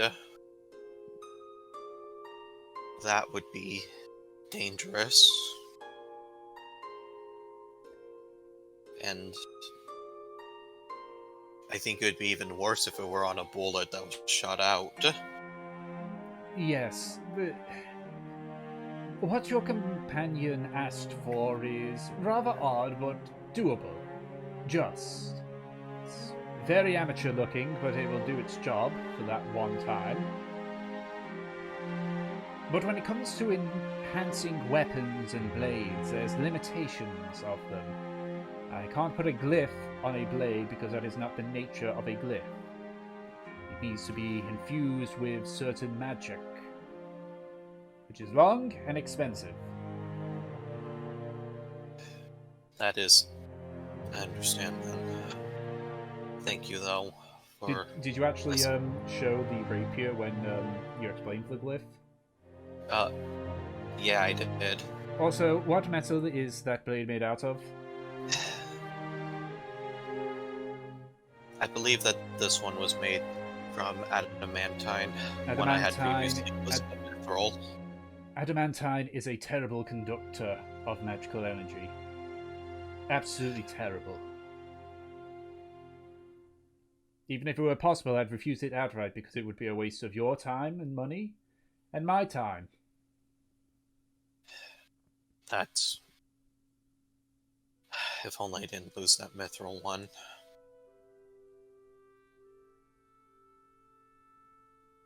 Oh well, thank you. Anyways. Of course, of course. How much did that Cloak of the Manta Ray cost, though? Oh, that is 6,000 gold. Won't exactly make you look stealthy, but, if you're the type that wishes you have wings, that's a close substitute. Considering the things we go through, it might be helpful. I'm pretty sure that's what I think of. Why did that go? Oh wait, no, never mind. I was incorrect. That was a different cloak I'm thinking of. Whoops. Mm-hmm. I mean, it's my mistake. I confused it with a different one. That will allow you to breathe underwater and swim almost as if you're a manta ray itself. That could honestly be a lot more helpful, considering our track record with water. So, do you want it, or...? Yes, I would like it. Very well, 6,000 gold, please. I'll take out 300 platinum and 3,000 gold. And put it down. Well, this will be useful. You sort of watch as she like reaches up to her shoulders, and as she like pulls, she like seems to like grab something and pull it off, and the cloak sort of manifests itself, vanishing from the cabinet. Fair warning, it will only work when you have the hood up. I understand then. And whatever you do, don't have it up when you're out of water. Oh boy, no. No, that already just sounds like a bad idea. She hands you the cloak. I will take it. Make sure she has the money. Yeah, the money's already like vanished. It appears that this owner is very adept with illusionary magic. Oh, also, if I could just bother you for another second, could you point out where the hag's hovel is? Certainly. It's in the Lowbourne district. You know those stories of fancy cottages in the middle of nowhere? I grew up on those, actually. Well, if you find one of them, then you found Hag's Hovel. Complete with a fence and everything. I see then. That does not sound like it will be too hard to find then. Trust me, in this place, it's an anomaly in itself. And this is coming from me. Definitely. Again, thank you, I don't think we ever got your name. Tamron. Tamron will be fine. Thank you then, Tamron. For all your help, and for what you provide for us. Of course, thank you for contributing to my business. It's no problem. And with that, Elson will give a small nod and start to leave with the cloak. Okay. So, you leave out of the eye of the storm, through the weird rain feeling effect, and you're back outside. Alright, I'll look to Fortune. Alright. Plan B, we'll have to go and check this hag's hovel and see if they have a potion that could help instead. Okay. I was gonna look for a hunting shop while we're out here, but I mean, that works too. We can go and look for that as well. Okay. Flip a coin, see who we're going after first. Sure thing. Your coin or mine? I'll take out a platinum and flip it. Alright. Roll for it. Both of you roll a d20. Higher one wins. Hey! Hunting shops. Yep. Let's go look for it. Okay. I'll say, because of that, we'll swap over to the fancy lads. Hey. Hello. Okay, so First time traveling them big one of the fancy lads, yeah. so you head towards the Ambassador district. You sort of like ask around, like just to figure out where the district actually begins. You find out actually that the Ambassador district only consists of 2 buildings. One for guest delegates, where the essentially it's sort of like an inn in of itself for the ambassadors, and the actual main embassy.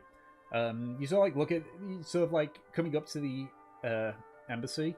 It's a large marble, almost cathedral-like building with a large stained glass window at the front, depicting a red chromatic dragon and a golden metallic dragon. Above it, you can see again a banner of this red dragon, another one of the gold dragon, and in the middle you can see what appears to be the coat of arms for Dra. Alright. One is for the guest delegates.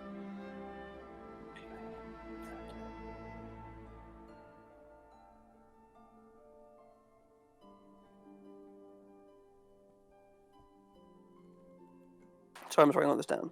Okay.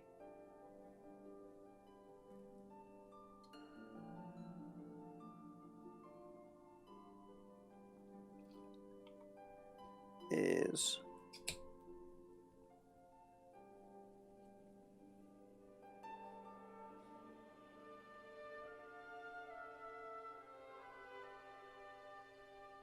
Let me know when you're ready to go.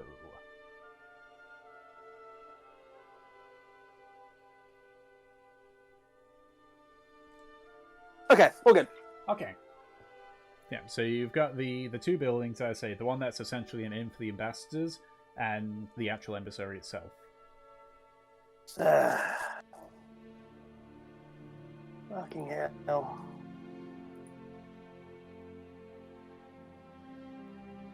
Well, not much of a district, just 2 very fucking shiny buildings.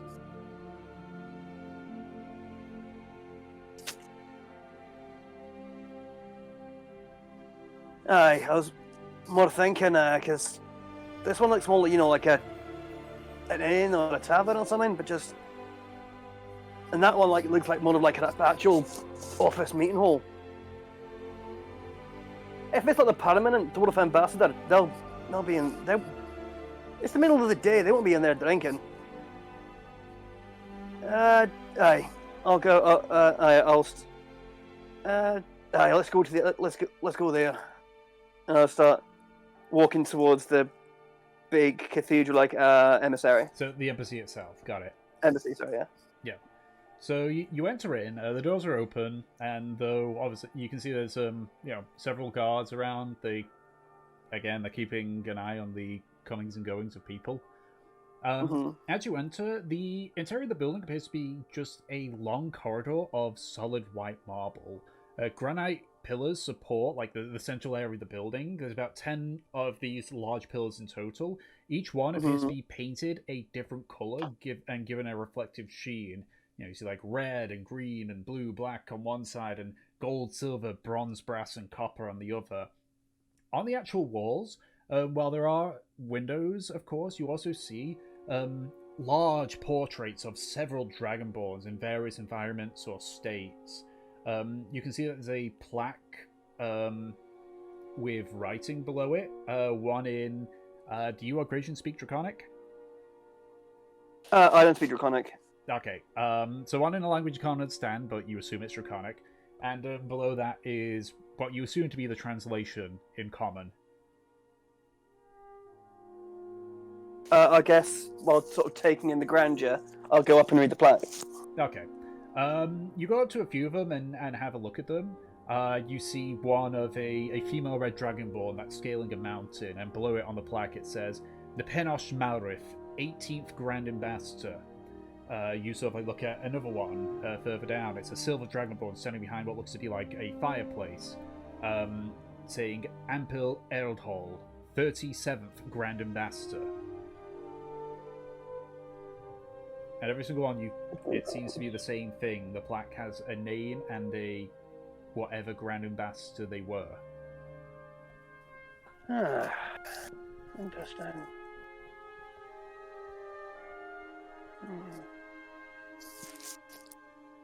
And are any of them a Mithril Ambassador? Make an investigation check. Oh, that's right, of different environs with...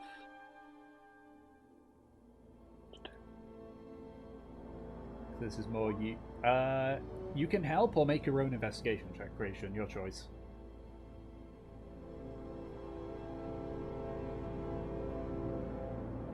Yeah. Sorry, this is stuff to note down.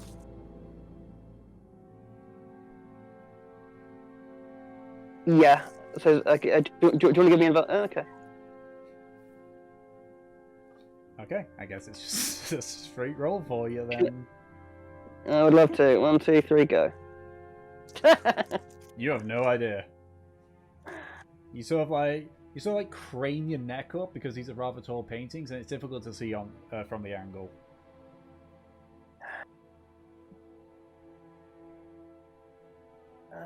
None of them at least have the colour of Mithril. God damn. God, they really want to make sure that you fucking remember these guys.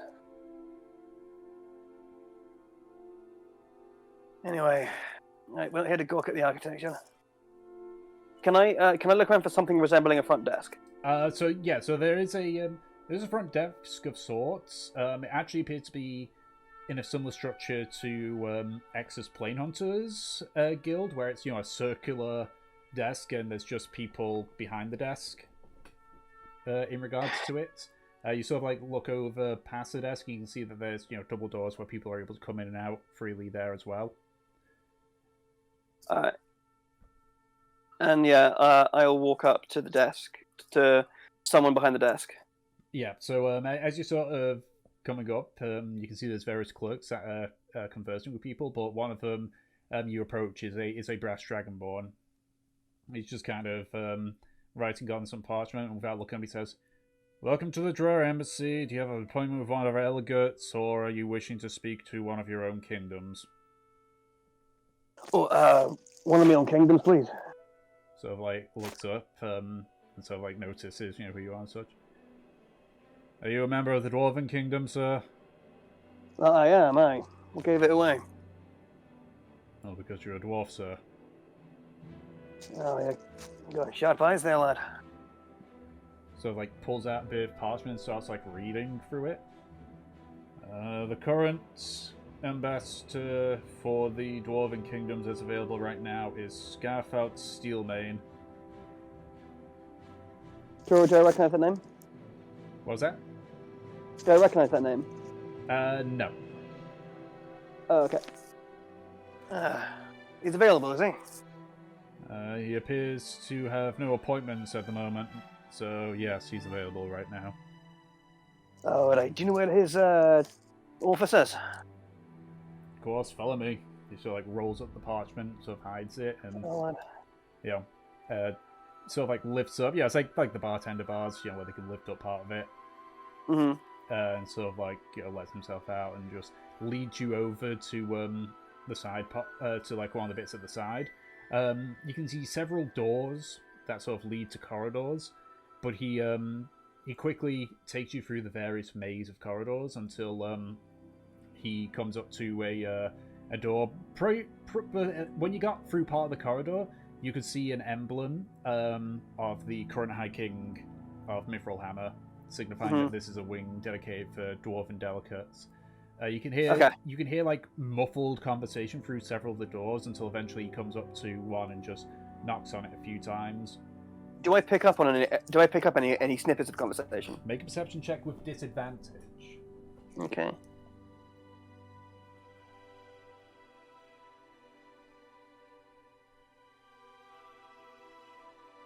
So I have to go. Because you are currently following a delegate. 11. 11. Not really. Some of the conversations are a bit intense sounding, but it's too muffled for you to make out. It's very much, Charlie Brown's parents style. Yeah, got it. Yeah. But eventually, he knocks on the door. Wait here, please. Opens it, so sticks his head in, and starts speaking in a language you guys don't understand. After a few seconds, you hear a response before he steps back and opens the door to let you all in.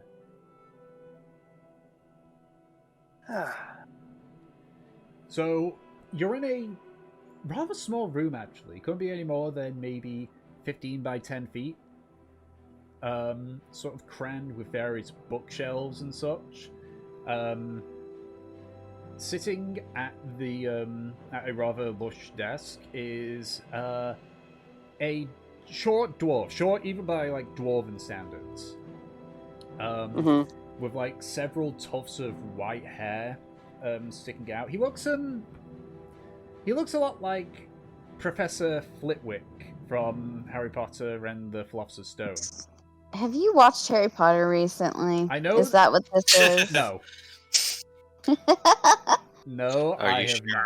I have not. I have not seen Harry Potter in years. It's just, these are the best examples. Plus, wand. How can I not think Harry Potter? Yeah. Fair. But I'm just saying, to give the best visual example. And as he's just sort of you can see he's adjusting some parchment. So he's yes, come in, lad. Thank you. Do you mind if my companion comes with me? Is that all right? Of course. I would assume that he's came with you willingly. Well, somewhat, and I say, is there a seat? Yeah, there's some chairs that you can sort of pull over. All right, I'll pull one. No, I'll pull a chair. One chair for me and one chair for Gratian. Mm-hmm. The chairs are a little bit short for him, because... Oh, bless. Yeah. He's kind of sitting, when you go into your old school, and you sit on those chairs and your knees are sticking up. Yeah. Yes, so, let me introduce myself. I am Ambassador Stillmain, Ambassador for the High King. Your name, good sir? My name is Chief Trothnar Glowhammer, and this is my companion, valet, confidant, Gratian. Glowhammer? That's a name I haven't heard in a while. Aye, we've been on the ground, hidden away for some time. So I've heard. We're back in the world. We're sort of slowly clawing back some of our former glory, eh? So I've heard. So, how can I help you today then, Mr. Glowhammer? Well, I thought I was on. I thought I was in the area. on some official Great Clan business, and I thought it would only be right and proper and professional and polite to introduce myself to the High King's representative in this part of the world. One of the many, but it's appreciated nonetheless. How goes the plight of the dwarves up here in the north, anyway? I mean, most of our negotiations simply involve around ensuring that the dwarven cities here get the best possible treatment they could.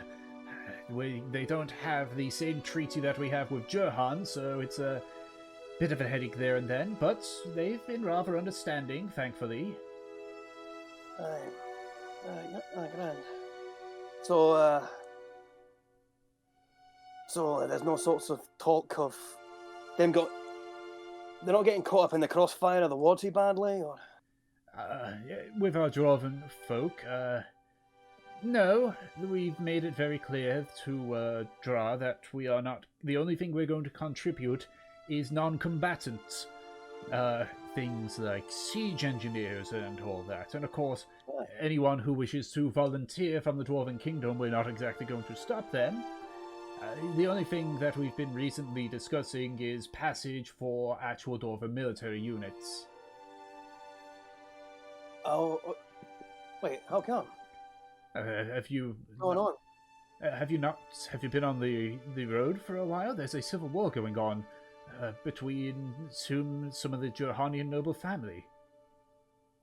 I think I heard it in passing through some stock gaps on some ends on the way here, but what's that to do with the dwarves?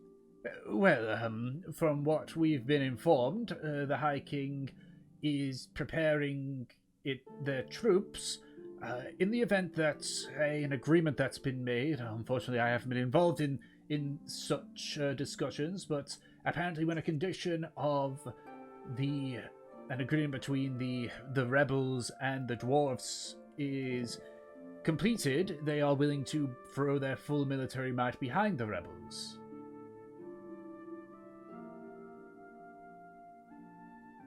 Kingdoms from the north to head south and assist. It's quite a breakthrough. I mean, I've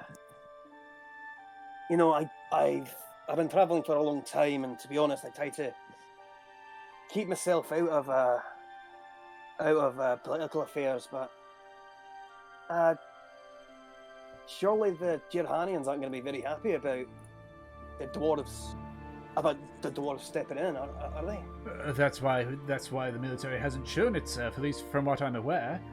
Volunteers have shown up, but we have been approached by Jurhan themselves and have explained as such.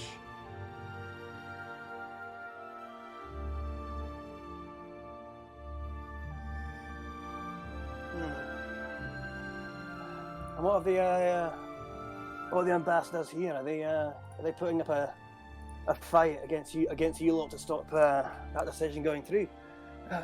Not necessarily. The issue is more logistics. Obviously, a lot of the supplies and the farmland and such that they use in the outbounding towns and such comes here to Rabstra.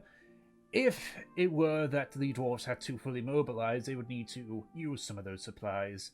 It's more about trying to solve this logistical issue more than anything. They've made it clear if they can solve that, then they're fine with the dwarves moving, but from what it sounds like, we also need to time it in a way that we're not camping out at Bahamut's Moor. So you basically need to force the route march all the armies down south as quick as possible. What armies are here, yes. Granted, not a large amount, but as I'm sure you would understand in a war situation, eventually some supplies start to run a bit low. I travel on the way here. Not much grows up here to support a full-bellied army. There's enough for the folk around here, but not one on the move. No, they ransacking the place.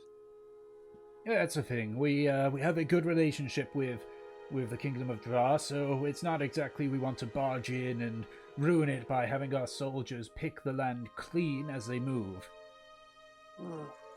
Honestly, I'm surprised the Jurhanians aren't putting up more of a stink. Like, they're supporting the rebel faction. Surely they're a loyalist to the Jurhanian crown on the as part of the delegation that would be up in arms about this.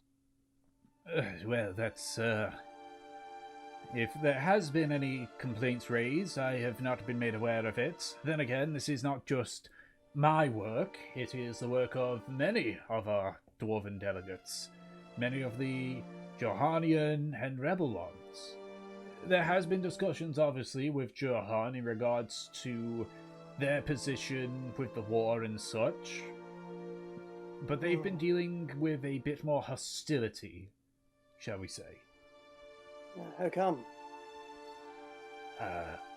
It is not my place to put personal opinions within my work, I'm afraid. Look, lad, the door's closed. Look, to be fair, like, you've heard of Clan Glowhammer, right? I'm aware of Clan Glowhammer's atrocities. Aye, exactly. It's not like I'm nothing more than essentially a mercenary at this point with a fancy title. I'm not involved in any way, shape, or form with any kind of over this. You could, like, if you want to tell me, I will not let slip a word of it to anyone. I promise you. Make persuasion check.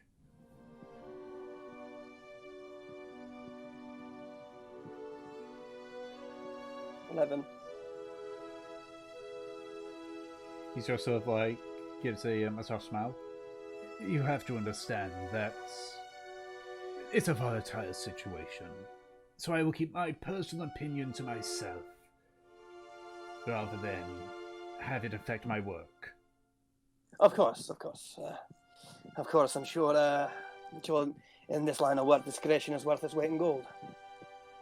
It can be, and also information and deals struck are also worth their weight in gold.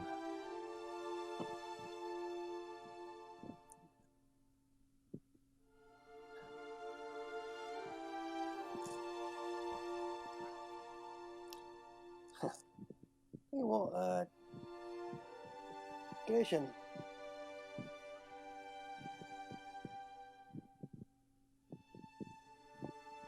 Hold on a second, something.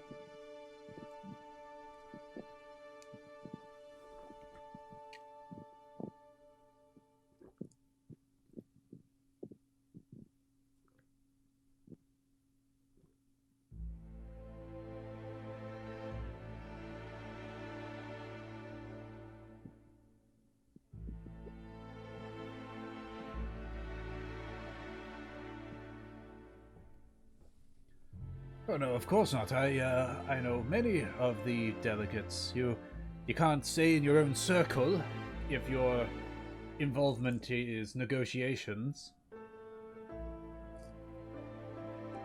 So I know various delegates from Tra, from Great Worm, Bulatras, Jurhan.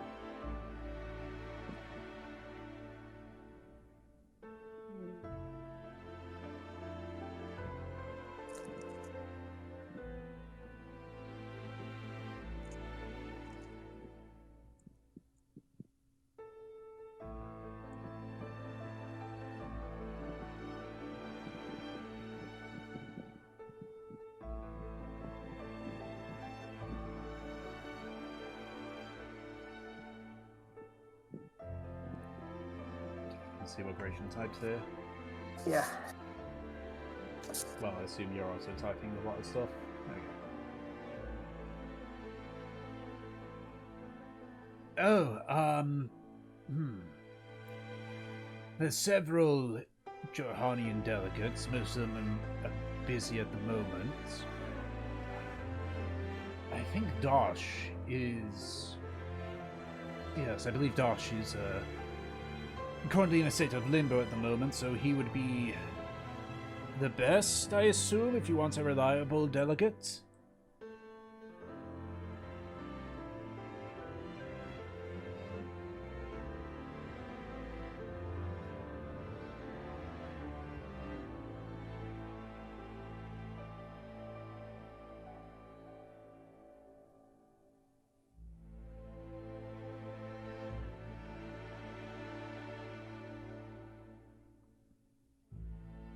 Of course, it was more for Mr. Glowhammer here, but if he is comfortable with you being around for these discussions, I have no qualms in speaking near Johanian about dwarven affairs. He's fine. He's more, I'm a bit, you know, I'm a bit more of a military man. He's the velvet glove to my iron fist, you could say. So he's trusting with my life, and where I go, he goes. That's good. That is why I spoke about the military. If a member of one of the great clans is willing to vouch for a person, I would assume they would also have the dwarf's best interest in heart. Of course. Anyway.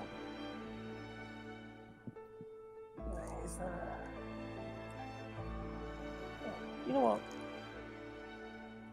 We may not have much to our name, Clan Glowhammer, but what we do have is it's come to our domain as a rather high quality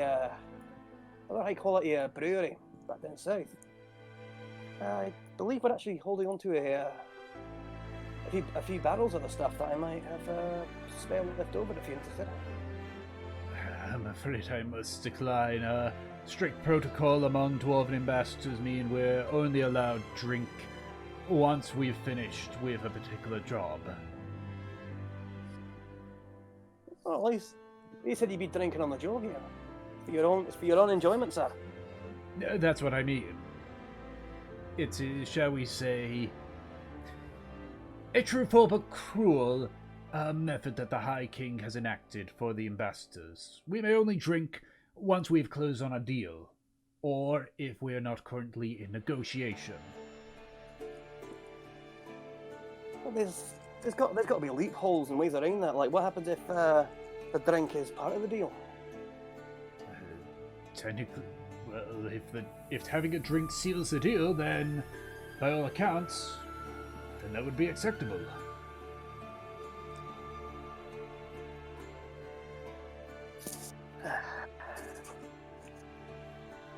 Alright. Let me know if you get thirsty or you change your mind. I'll be in the city a few days. Of course, Mr. Glowhammer. You've been a great help, my friend. And I'll extend a hand. So, reaches over and shakes it. Alright. Keep yourself safe, alright? And I will start heading towards the door. Alright.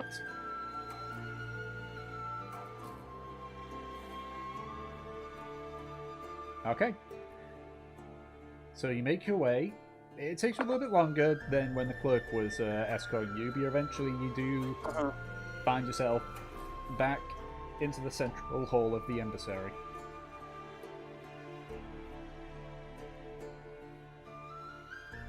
Well, he was fairly by the book. Anyway, it's good to know that at least the fucking what's her name? Nat hasn't got one of her fucking demons up here yet.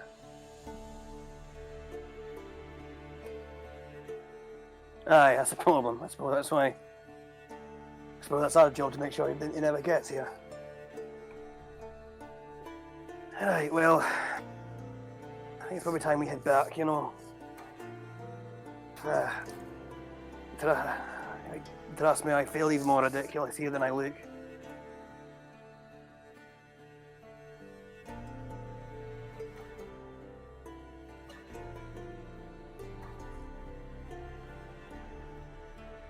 I was talking about myself, you know, like you're right, cute little cherub.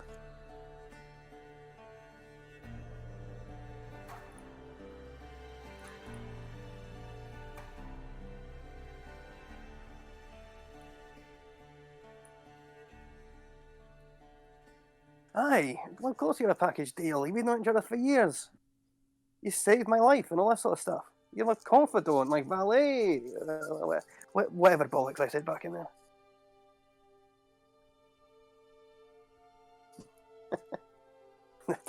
Don't let that get to your head, pal. Aye. I mean, while we're here, do you want to check out next door? They might have some You never know who we might bump into there.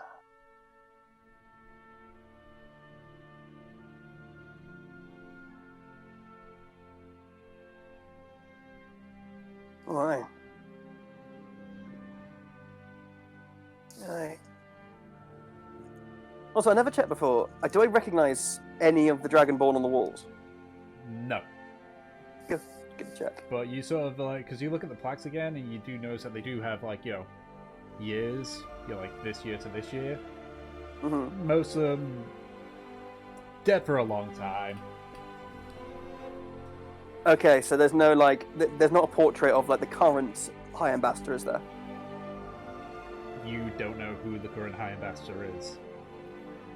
Well, there must be a plaque that's like high, some number like 48th High Ambassador, year, and then a space. The last one that you can see is 123rd Grand Ambassador, but you don't know if that's the previous one or the current one.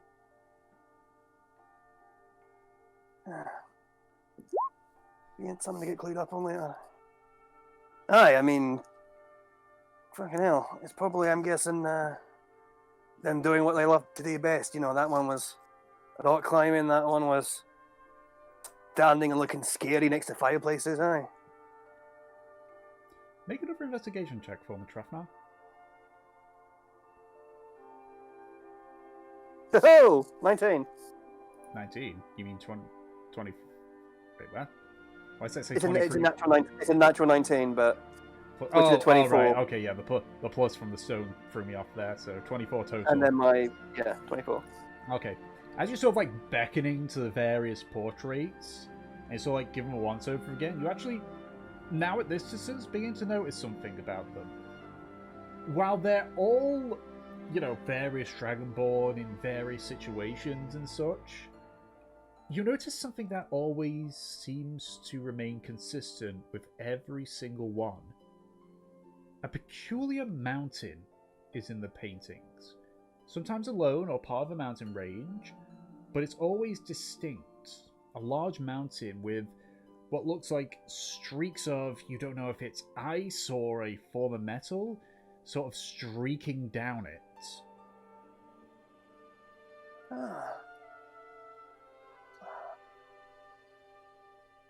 Part of... Now you sort of like look back at the two in particular ones that you looked at. You see like the one with the red dragonborn. You can see in the distance of the snowstorm, you can see the mountain standing out. The one of the the one of the silver dragonborn. You can see it's near a window, and you can see the mountain outside the window.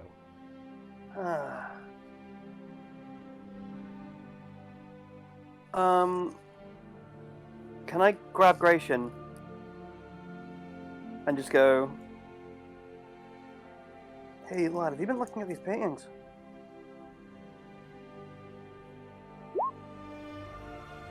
Alright. Look at the background. Look at that one, and I point up to I point to one. I go, and then look at the background of that one, and the background of that one. Do you see anything similar in all of them?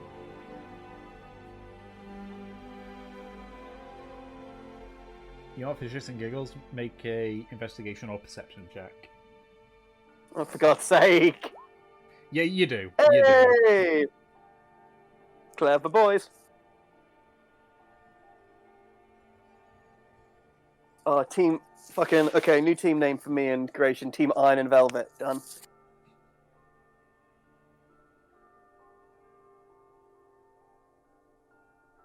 No, but look, look. There's a mountain in all of them that are exactly the same. Look at you see the big jagged bastard with what looks like rivers of mercury running down the side? That's in the background of all of these. A good visual idea of what it looks like is Everest. Yeah. But with like streaks of like a sort of whitish. You don't know if it's like, again, like ice or a metal as such, but there's like streaks of it going down.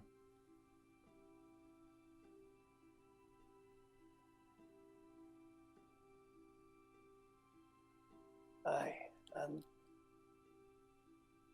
So, if what Name was talking about earlier is correct, like, if the Mithril Ambassador is like the champion fucking ambassador, that like surely the High Ambassador must have the Grand Ambassador, sorry, must like get some of his authority and power from the Mithril Ambassador.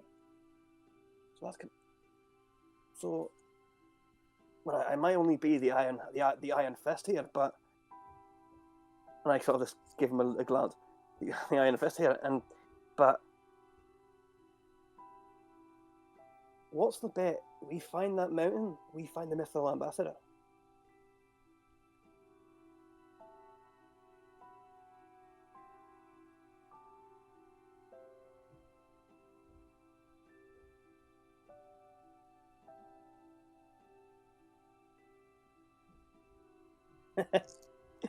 I have that effect. Anyway, so something to think about. I mean, it's just strange, isn't every one of these? Like, look. That one's climbing a mountain. That one's fording a river. That one's fighting a thing. That one's just chilling, drinking. They've all got that mountain in the back.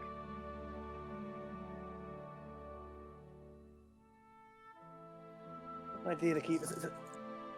Something we can mull over at least. Right. Yeah, I'm starting to feel out of place by the second here. Should we get going, eh?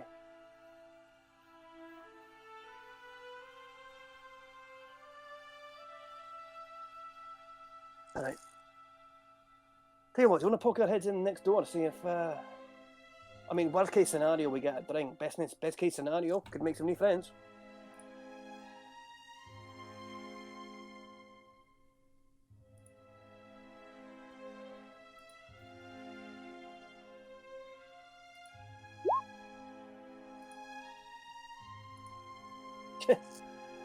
Aye, but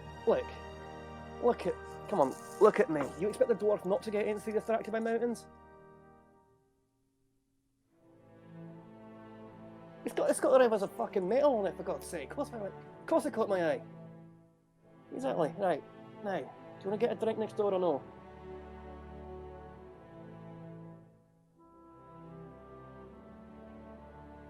Good man. Alright. Alright. So, you make your way to the inn, tavern, whatever the second building is more suited for. Mm-hmm. With that, we'll switch back to Team Big Spenders. Whoa. Money. Money. Here comes money. Yeah, so there is a hunting shop that is still still open, nearer to the outskirts of the city.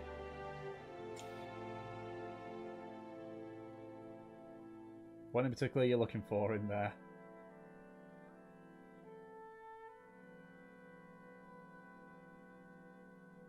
Anna? Annington Bear? You muted, I'm gonna say... Yeah. unless you're, You ask. Can we You ask from keyboard. Mhm.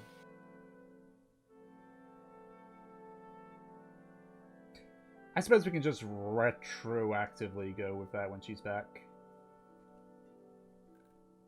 Rather than dilly-dallying. She may have gone to grab food or something. Yeah.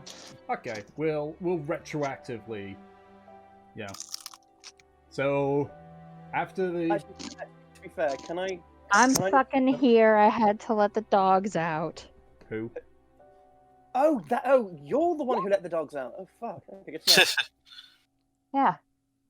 What'd you got to say about that, huh? Just, I've got some friends, the Baja men, who'd be interested to meet you. Alright, so what's up? What I missed in the past couple of minutes? So we've switched back to you two, Team Big Spenders, and you've arrived at a hunting shop. What is it that you're looking for? I'm just looking for this is gonna be very vague, and I'm leaving most of this up to you, Tom. I'm looking for dangerous things.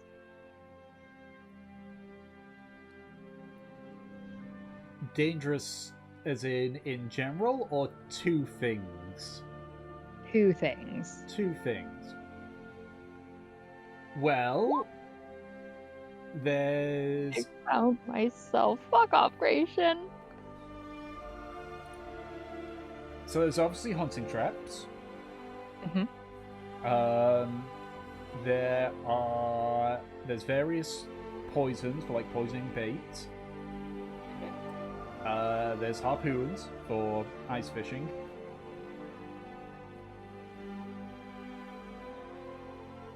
Really, that's it. Hunting shops don't have a ton of stuff. They're rather specialized, so to speak. Delson, we haven't bought any harpoons yet on our adventures together. Should we buy some harpoons? We really haven't had a need for them.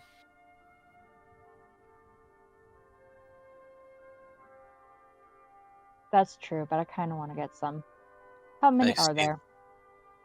There's about 7 harpoons. How much for all 7? So they're 2 silver each, so 14 silver. I will take them all. Okay. The guy in charge of the hunting shop's a bit surprised, but just hands you all 7 of the harpoons. And it was how much silver? 14 silver.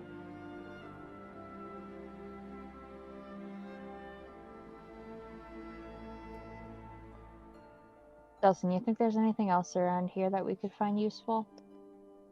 Did you use any of the poisons for anything?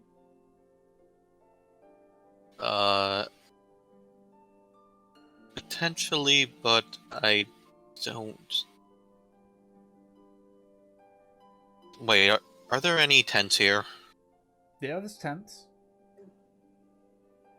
Few of those.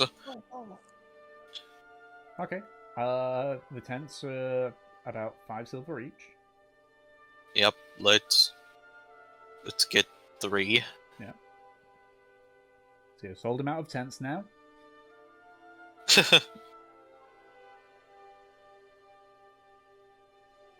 Alright, and that's that many. Okay, I'll give one of them to Fortune. Aw, thank you. Keep in mind, if you've ever been camping, you know how big tents are, even when they're all wrapped up. Yeah. So now Yeah. imagine having 3 of them. They're bulky bastards. Yeah. I'll just carry those. I'll just carry the 2 on my back. Very hard. Wow, Big Butch. Is our beautiful boy Delson gradually from a twink to a twonk? Ha! No. According Next to somebody, campaign I'm is a just twink. Delson fucking in a pair of shorts, Breath of the Wild, through the whole world. It's gonna be great. Also, yeah, why not put those in the bag of holding? True. Would they fit in the bag of holding? They would, though, depending on how much stuff you've already got in that bag of holding, you might be approaching the limit. What is the capacity of a bag of holding? It depends on the bag. Mm-hmm. Okay, yeah, I'm pretty sure we removed the rainbow trout from the bag of holding. I think. Yeah, we got a trout. Yeah. And the marker seeds. Yeah, I From think mine. by default it can hold up to 500 pounds and not exceed a volume of 64 cubic feet. Okay. Cool. So yeah, I should be able to put that in. Produce is probably also gotten used. Yeah. Let's see. Oh, here we go. That's how big. Yeah, those 3 tents in the bag of holding is going to be pushing it to the limit. I see.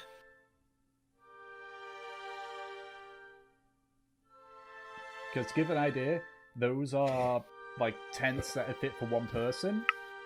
And 64 cubic feet is about the size of a 4-man tent. Ah.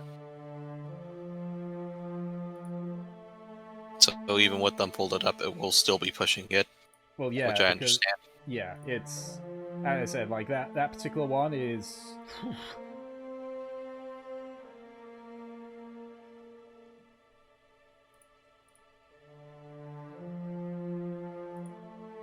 All right then. So is that everything in the hunting shop? Yep. Okay. So next is the journey to Hag's Hovel. It doesn't take too long for you to find it. It's a very unique building, and it does generally look like a cottage you would see out in in a field somewhere, complete with like a white picket fence and everything. You can see that there's plant pots and such near the windowsills. All in all, it looks very out of place in Dra.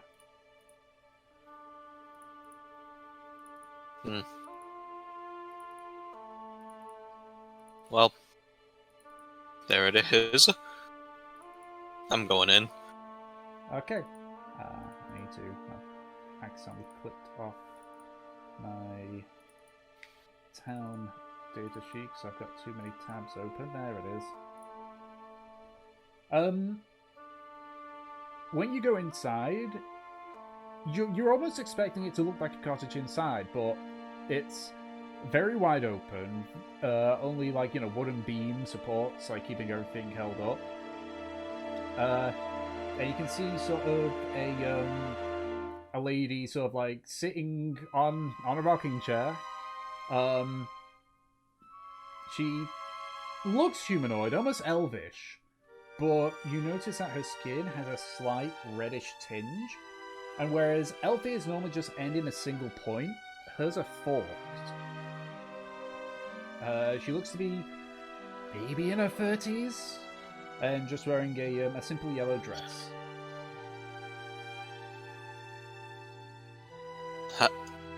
Hi there? So looks over at you. She's just sort of been staring at a wall. She's just been going forward and backward on her chair. You've come to the Hag's Hovel, have you? Yes. It's an interesting name you have there. It's a name that has been a part of me for a while. Ah. I understand then. I actually came here looking for some specific potions. Potions is something that I do. It is a skill I've had.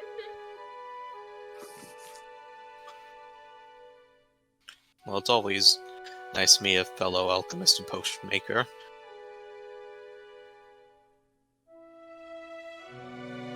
But okay, get back on to what I was looking for. Do you by any chance have a potion that could help one disguise themselves? I might. Depends on what you mean by disguise.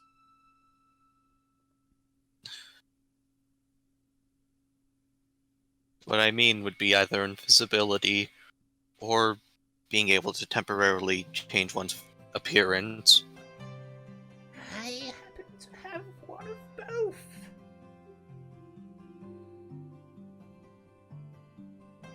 Oh, thank the gods.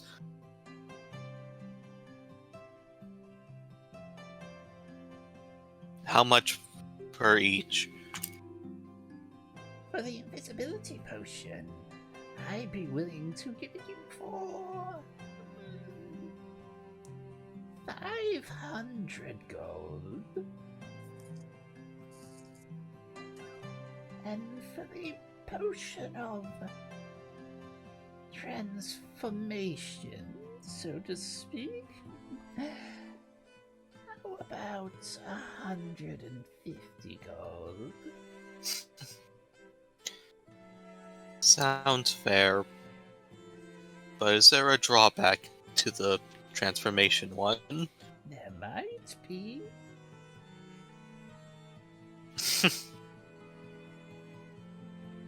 Pray tell, what may I be getting? cannot, Because I don't know myself. A concoction of my own making.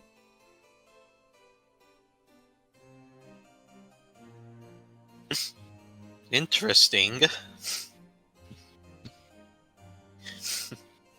I will still take it, and I think I may have something you could use. Potentially. Do you now? Yep. I will take out... I'll take out one of the dragon teeth and the sickly purple poison. she just kind of like she's been like rocking back and forth this entire time. She finally stops. Two for the dragon. And venom of some sort.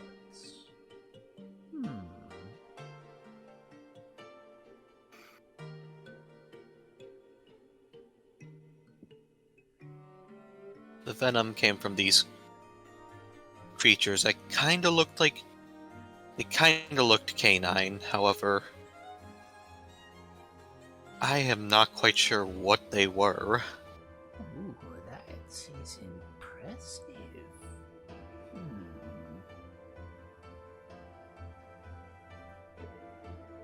How about for them, you can have the transformation potion for free.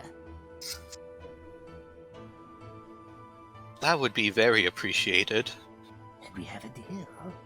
So like reaches forward and plucks like the vials and the teeth from you, and before reaching into a small satchel she has by her waist and pulls out 2 potions.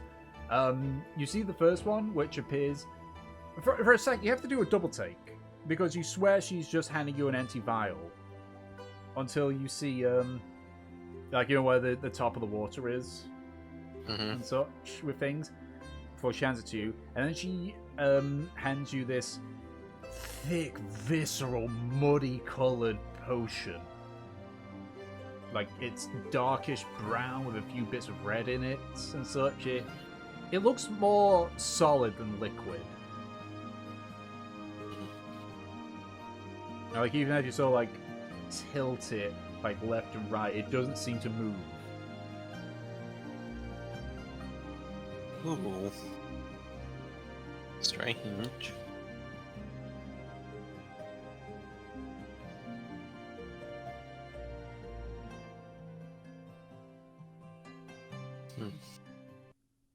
Thank you for these, miss. Prissa. I'm known as Prissa.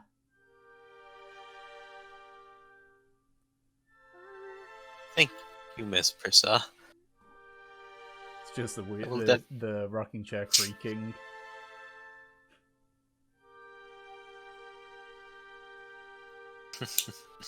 I will definitely make sure to come back here in case I need any more or some reagents. Of course. I buy you two. Goodbye. I shall leave with Fortune and look... Actually, I'll leave and look to Fortune. If there's anything you wish to get from here, now's the time. She's on BRB. Oh, yeah. She probably would have left that character if she wasn't. Yeah. True. I like them, even if Delson is slightly creeped out. Only slightly. Yes. Yeah, fair. We have been through some shit. True. I guess we could...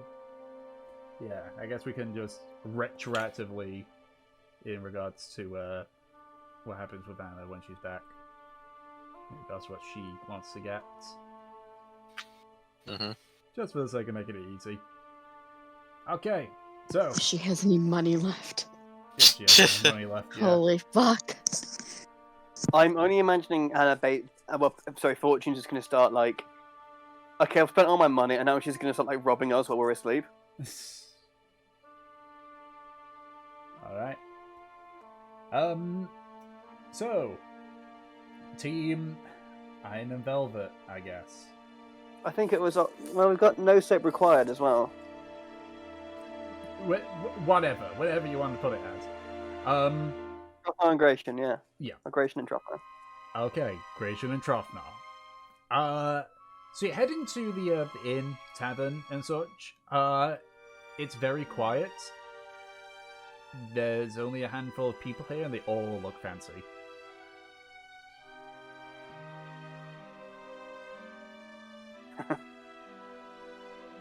Yeah, this place is definitely a bit too rich for my taste.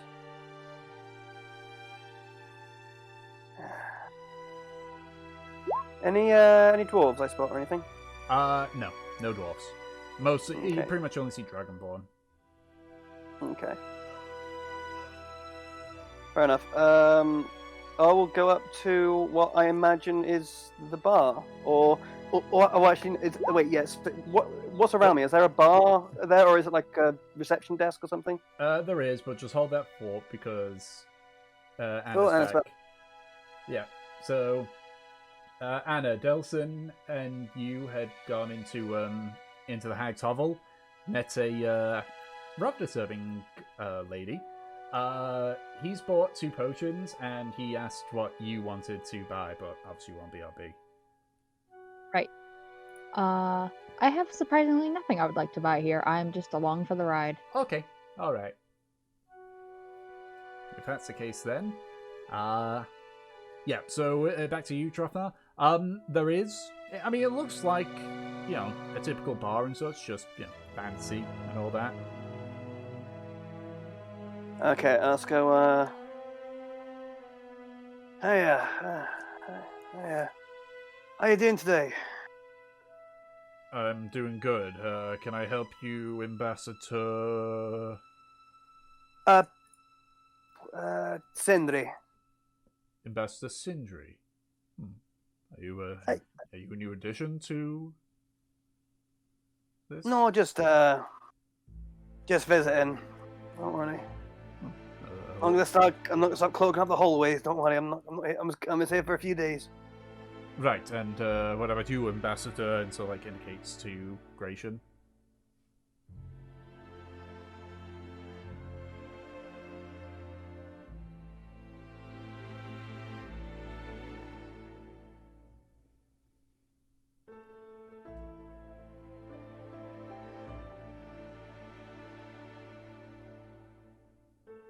Let's see, what alias? You. So I looks at you wearingly, Trofnar. Make a deception check. Oh. Look, he's my servant. He's my valet. He likes pulling the shit, alright?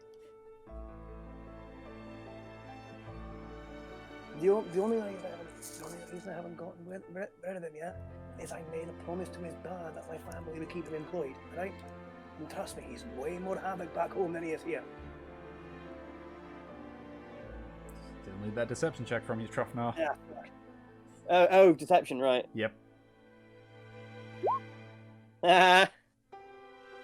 Don't think he can manage this even with a nat 20.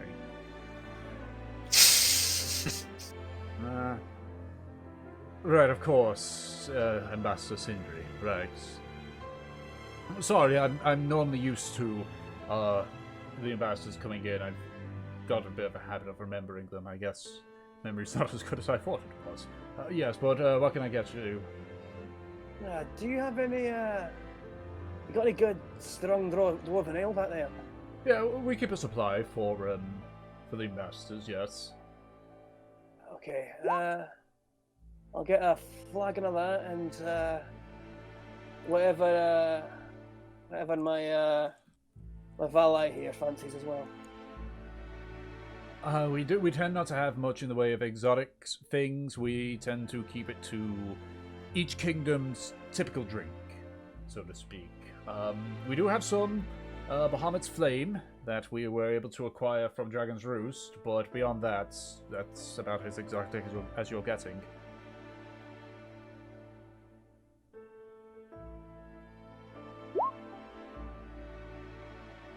How much for... I'm sorry, what? You...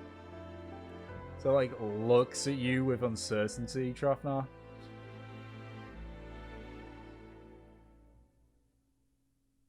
Can I help you at all? Is he fucking with me? Wait. Sorry. Just land by me. What did this? What did he order? Sorry. He ordered Bahamut's Flame and asked how much it costs. Have you not shown him the benefits of working as an ambassador here? Again, he's new here, and he's not the smartest. Look, lad. Look, mate. As part of being the ambassador corps, you get things for free.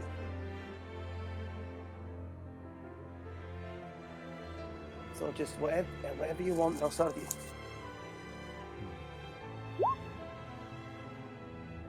And I slip back to him and just sort of like, I'm sorry.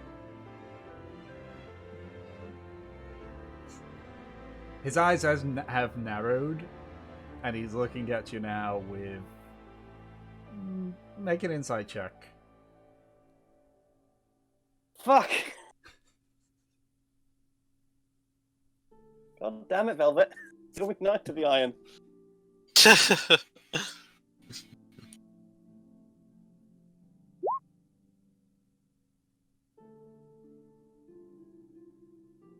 Oh, what's he doing?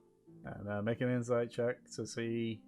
As Oh, like, is it you're looking me? at the bar... Yeah, because he's looking at you directly now, and his eyes are so narrowing. Okay. And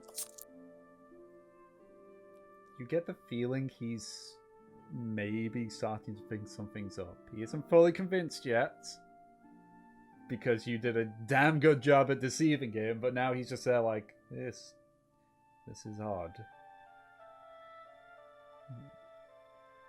You're quite right.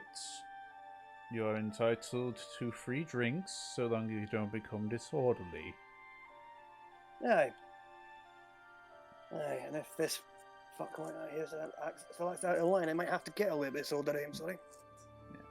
So he, while still like not keeping his eyes off the two of you, he sort of like hands over a bottle of Bahamut's Flame and a tankard of Dwarven Ale.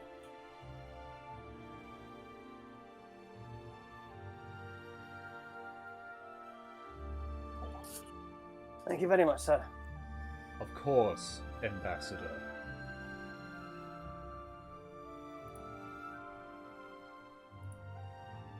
And I will just try to find a spare.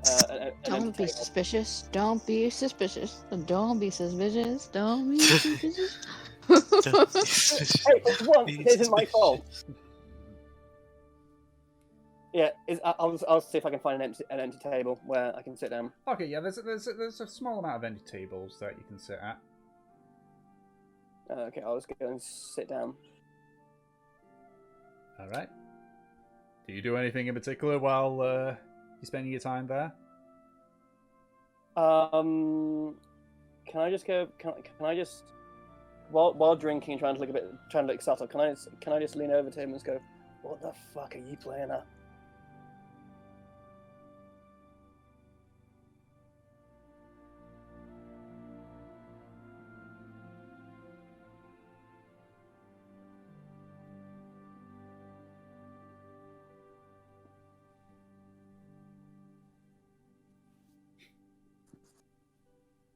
Do you know what I find the least enjoyable thing I can ever think of, mate?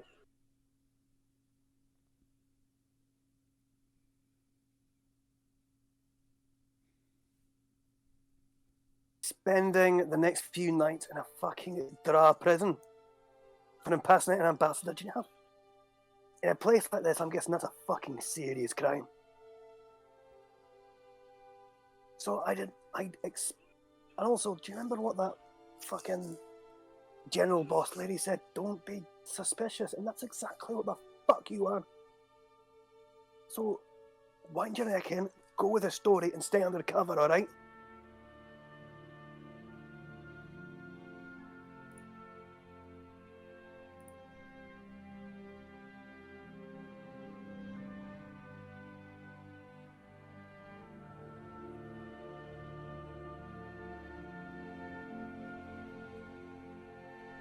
Also, don't forget that I introduced you as my servant. So even you speaking out of line was suspicious.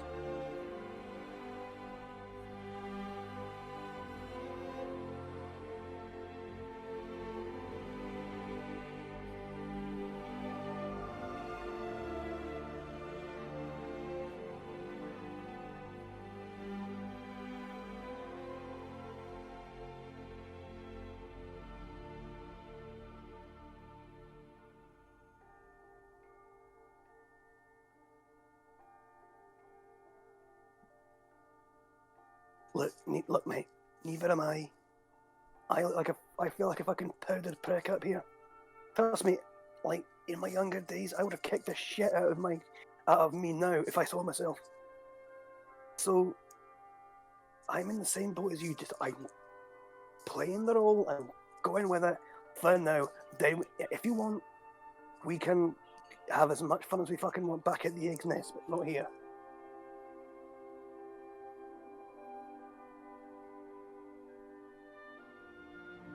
No. I promise we can do some rabble-rousing if you want later on. But here it's about lying low, learning what we can. This is the centre of world politics in the area, right? Just sit back, enjoy your drink, see what you can listen in on. As far as I'm aware, I can't speak the dragon language, but I'm pretty sure you can. So you're my ears here. I don't need you getting kicked out, okay?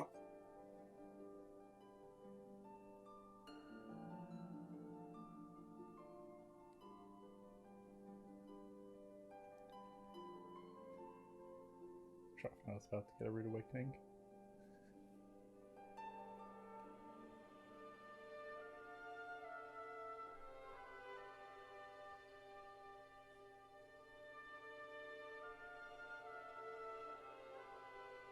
Yeah, so Grayson just told you he can't speak Draconic either. For fuck's sake, I thought you could, mate. I swear one of you.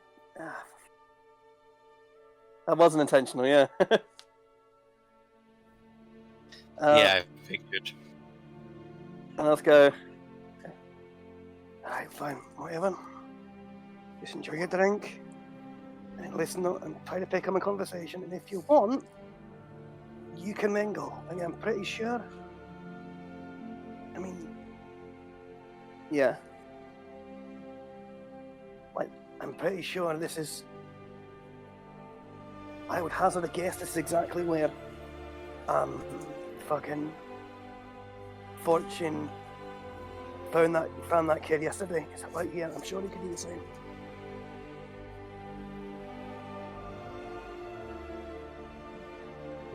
So Grayson, as you drink it, it's very sweet. It is a very sweet drink, and it leaves a constant burning feeling in your stomach. Yeah. Also, yeah, I tried the ale here. Is it better or worse than the Glowhammer ale? It's worse, but it's decent enough. Okay. Like you know, it's good enough to the point where it's like, can't complain. Okay. Fair enough. Right. I'm looking for business, man. So are you trying to listen in on any conversations then? Yeah. Perception check, both of you. Okay.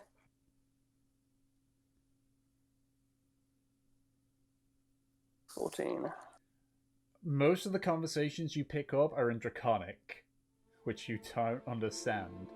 You do get the occasional conversation in Common or Dwarven, but it's all small talk. You know, like, oh yeah, how's the family kind of deal? Oh, busy day, you know, kind of deal. Nothing of particular. You get the feeling that they don't really talk much about the intricate workings of their job in and in. Mm-hmm. Fair enough. Okay. Alright. And yeah, while we're sitting and drinking, have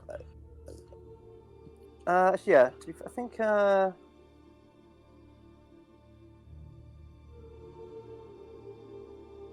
I think I'll go. Yeah, I think I'll go. Finish my drink and just go. Sorry. That's better. I'm not sure how much we're gonna get out of this. You know, to finish up that bottle or whatever that is, and let's say back to the rest of them.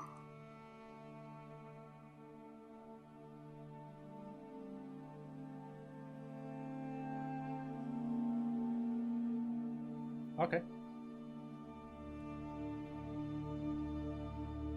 Yeah, and I will start heading towards the door, making an effort not to A, look suspicious, or B, like, I guess not, like, without glancing over to the barman.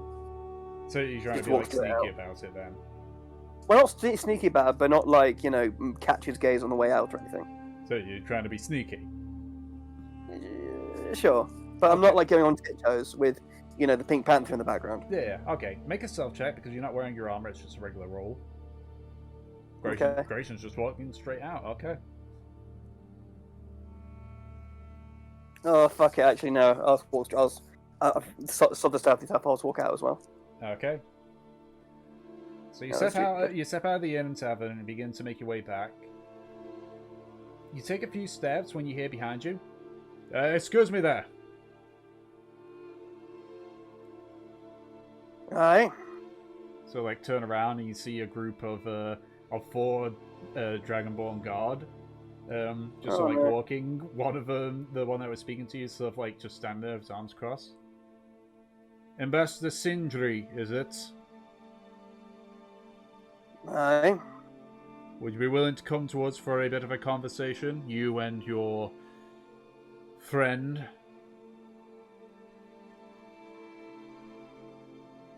Aye, of course. This way, please. He sort of Yeah, like, I'll follow them. leads you away But I'm scared. Yeah. to a building that's a little bit to the side. Looks, you know, essentially a police station kind of deal. He opens the door and you know, beckons you in.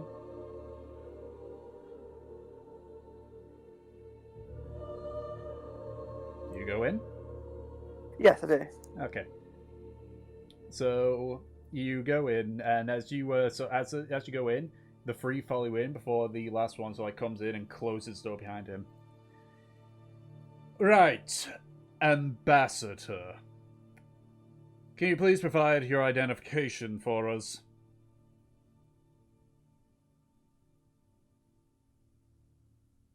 Ah, fuck. I'm afraid I haven't got it on me. See, I haven't got. It was a long trip back from. It was a long trip up here, up from Mithelhammer, and we got set upon by bandits. Probably, they look like the deserters from the army, and they caught us blind. They robbed us blind, in fact, and I think they took my identification. I'm afraid. I'm so sorry. Respectfully, sir. So, like, looks over at Gratian. Given the nature on how this one acted, I'm led to believe that you're impersonating an ambassador to get free drinks from the district. Look, this is all a misunderstanding, all right? I'm just staring daggers at Gratian. Those guys go, look, my friend here is a servant. He's with my family for a long time. I practically grew up with a kid. But his favourite fucking hobby is throwing me in the shit. He loves to see me flustered and confused and in trouble, alright? Sir, how long have you been an ambassador? Not long. I got called up here. I got called up here by the High King. But I'm sure you're aware of all the protocols, yes? Aye, of course. So you know as well that should a delegate from a different kingdom come in, they must announce themselves among the group, provide their identification, or if they lack that identification, they must have another ambassador vouch for them. From what I can gather, based on what the bartender told me, you have done none of those. So, I'm giving you this one chance for you to come clean on who you really are before I have to detain you and investigate exactly who you are and if your story has merits. And let me be clear, should I find out that you are lying to me, the consequence will be far more than what I am already currently going to give you.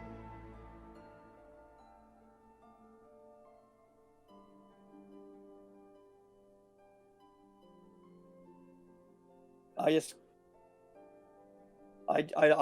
look over to Gratian with sort of a look of like, should we, like, basically just a look of sort of, should we tell them kind of look. Just like a, should we tell them? God's sake.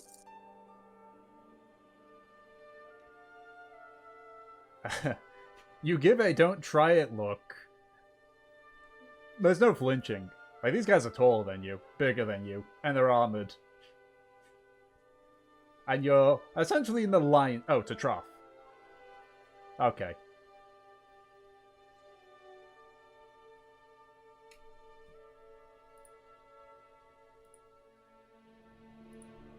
Aye.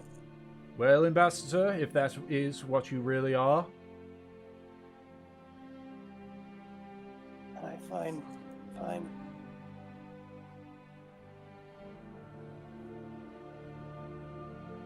Look. Aye, fine, I'll come. Fuck it. Come clean. My name is Chief Srothanol Glowhammer. I was here meeting one of the delegates of the Dwarven from the Dwarven Kingdoms, and after the meeting, I honestly didn't. I was thirsty, and I've got a bit of a problem, a bit of addiction, you could say, and I didn't know the whole rules of ambassador stuff, and I just kept up the act and went along for the lie. Okay. What ambassador did you speak to?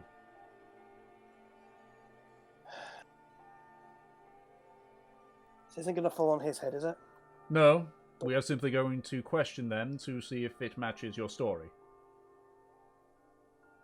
I don't want this hurting his career, okay? It won't.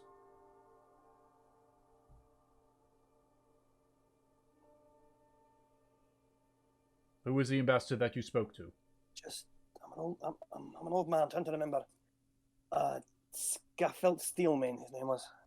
So, like, looks to one of the other guards, speaks something in Draconic, who quickly leaves and such.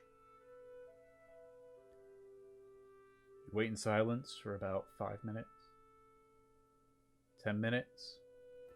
Till eventually the guard comes back, speaks something to the one that's been speaking to you, in Draconic, before he nods. You're a lucky man, Glowhammer. Ambassador Steelmane has confirmed that it was him you spoke to.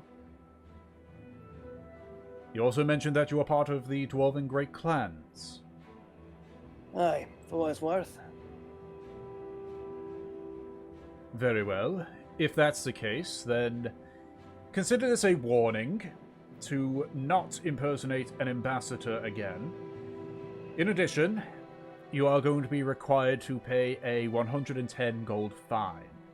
This can be between the two of you. This will cover our time, a forgiveness for the crime, and the cost of the drinks that you had. That's fair. Oh, no, let me get this. I need to do right. And I'll just put that. I'll put out the 110. Alright. He takes 110. You just count it and check to make sure it's all right. He hands a small amount of it. Speaks to one of the guards in Draconic. Before he leaves. Just stares at you a bit longer. Be advised, there's going to be portraits of the two of you available in that inn again. You're not allowed to go back in there. Alright. Fine. Just opens the door and lets you both out.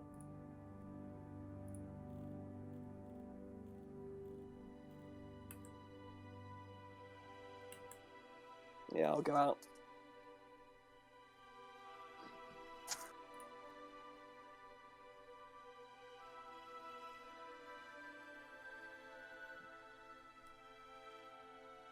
No, you shut the fuck up this instant. You have no fucking defense, alright? Right. Frankly, I don't want to see you right now, okay? I'm going back to the fucking egg's nest, alright? And I suggest you go a different fucking way from the way I go, alright?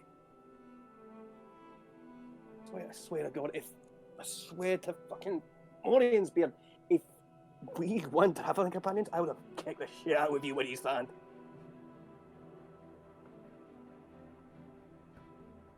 And I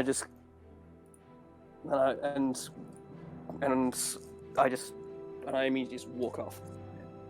Travnar angry. He's very angry. He got kicked out. He doesn't like getting kicked out of inns, oddly. I can imagine. It brings back bad memories. Yeah. Especially when said inn gives you booze for free. Yeah. What the fuck? Hold on. 1 second. Yeah. You keep going with whatever you're doing next. I'm just gonna write these notes. Okay. Oh yeah. So before the whole reconvening part of things, given that I imagine a certain somebody wants to get this done through before the end of the session, Fortune. Yeah. Do you want us to go through with your quote-unquote date with the Blue Dragonborn in this session? Just because I'm aware we've only got 25 minutes left of the session. We can hold it. Okay, if that's the case, then you all eventually reconvene in your respective inns. Here's Mojo to check to see, because in case anyone does anything during this time. Oh, I thought we were all gonna meet up together again and see how everything went. Yeah, I have no clue what you guys' plans was on that. I've been trying to keep track of millions of things. Yeah, I figured that we were gonna meet up again probably in the egg's nest. Okay, alright. So, correction. You all reconvene within the egg's nest. Alright, so how did everything go? Bad news is that there were no scrolls of Disguise Self, nor was there a potion of it. Good news is there was a potion of transformation of some sort and invisibility. Of some sort. Right, okay.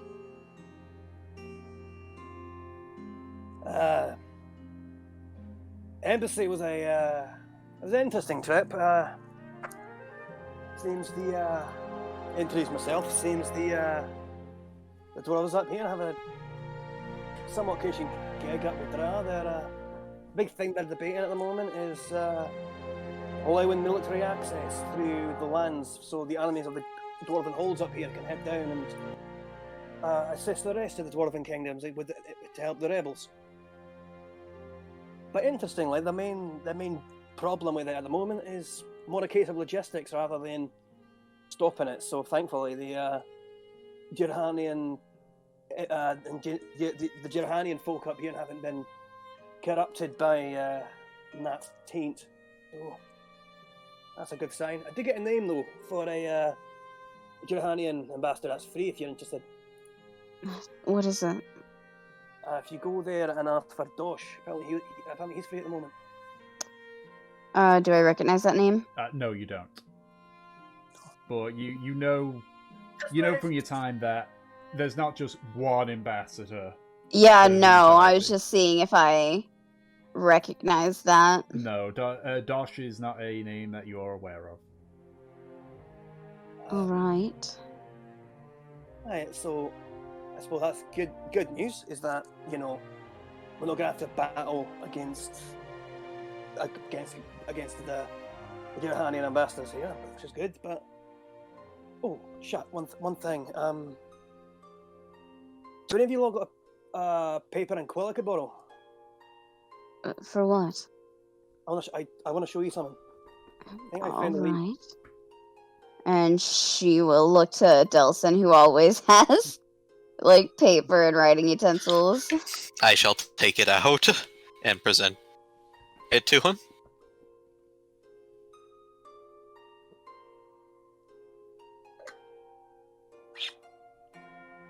Thanks, lads. Now, in the Grand Embassy building, it's fucking humongous. It's blindingly white marble. It's frankly ridiculous, but around the walls were paintings of the former Grand Ambassadors of the place, and all doing random things, I guess, what they're famous for. But in the background, there was a mountain that caught my eye. That very high, jagged-looking thing with what looked like either quicksilver or ice flowing down the side of it, and it sort of looks like this. And I I attempt to sketch out with a pen and quill an outline or an impression of what the mountain looked like in the paintings. It's not that difficult to do. It's a mountain. Yeah, let's go. So, my thinking is, why is that mountain in the background of every single painting of every single great ambassador? My thought is, if we find this mountain, we find the Mithril ambassador. That's interesting. Because surely, all Think their gravitas you and have a authority point. comes from the word of the Mithril ambassador. So, by having his mountain in the background, it's like I speak with the authority of the Mithril gazer, Okay, I'm gonna take out our map, and I know that there's a lot of mountains here. Mm-hmm. But have we come across anything that looks similar? Through the pathways that you've gone through, no. No? Okay. Is there anything distinct, really distinct about this mountain? You haven't seen what it looks like in the paintings, only Trofnar. You're right. Okay. Yeah. You're just going by a sketch. You would probably need to go to the embassy itself and actually look at the paintings yourself. Yeah, he basically described it as tall, jagged, and with shit flowing down the side. Yeah. Okay. It's literally all he literally did was right, okay, so there. Mountain. Okay. Pretty much, yeah. Okay. I drew. Look, it's a mountain. I have a friend at the inn that gave me the rundown of the history of John Greatworm. Perhaps I could ask about it. Funny. That would definitely be helpful. And I just go, and I just look over to Gratian. I just go, funny you should talk about that, innit? Through gritted teeth. What are you talking about? So, after we left the place, I'm pretty sure you stayed in the inn next door, didn't you? Did I? Nope. No. The Dragon's Roost is different from the ambassador. That's what I thought. I didn't stay in the Ambassador's Inn. I stayed at the Dragon's Nest. I don't even think I'm allowed to stay there. Ah, right, well, me and Gray definitely aren't. Aren't what? Well, allowed to drink there. I see. What did you do? I assumed that the fucking fancy dead posh inn you stayed in was that one. So I said, oh, cool. All right, we can drink here. And Uh-huh. turns out, yeah, you can only drink there if you're an ambassador. Okay, kind of- great. Went along with the story because I kind of went along with being an ambassador, used a fake name, all that. No, yeah, and I sort of like look around, and go, used a fake name and all that sort of stuff. But but then this chuckle fuck over here, and I point towards Gratian. Balls it all up, broke my cover, and we ended up getting stopped by the police as we left. Right. Okay. Nothing happened. It's just paid a fine, and we're now banned from that establishment, and that's it. So Right. Okay. So no connection. yes, No connection to you lot. If you still want to sneak in, it's fine. Just be in I completely agree, Gratian. You, Chothnar, you impersonated a politician for drinks when you're supposed to be sober. When I walked in, I didn't just go there for drinks. I wanted to eavesdrop and see if I get any more information, or I could bump into another one of the dwarven delegates and get him talking. It wasn't just for drink, trust me. If I wanted just a drink, I would have gone to somewhere, I thought at the time would have been cheaper. I walked in, didn't even know there was a special free bar for the ambassadors, right? Did Gratian know this?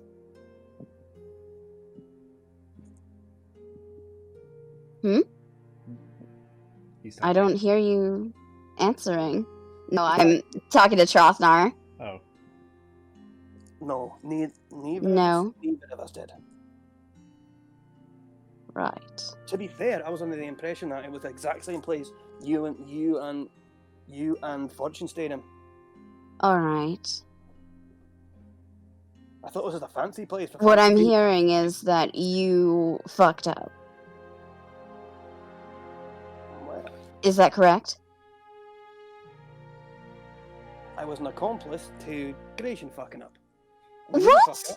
No, What? you impersonated someone. You didn't have to do that. That is not Gratian's fault. If you messed up and made a mistake and then Gratian fell by the wayside, that is your fault. You can't just blame him and say that, you weren't responsible. An accomplice. Really? Look, you weren't, for God's sake, you weren't fucking there. Literally. Did he tell? No, that's not the point. Did he tell you to impersonate someone? No, I didn't even know I was impersonating someone.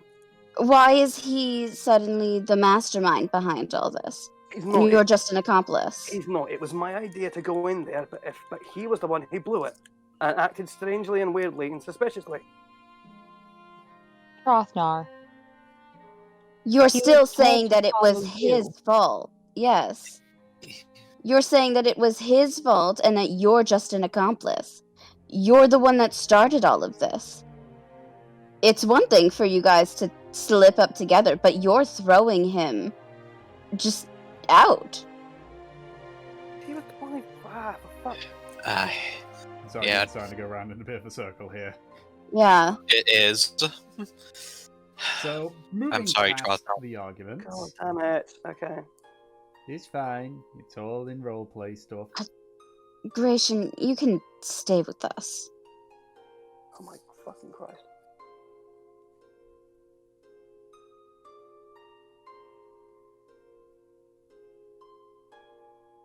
Are you sure? I don't think it's very fair of him to just do that to you.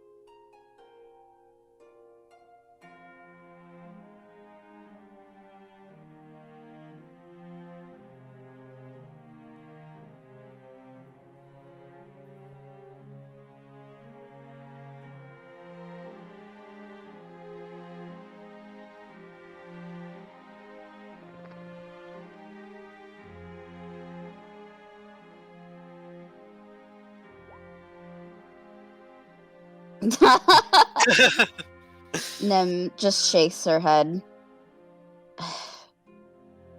Fine, I'm sure that you said something foolish anyways, but... Just, if anything else happens, tell me, alright?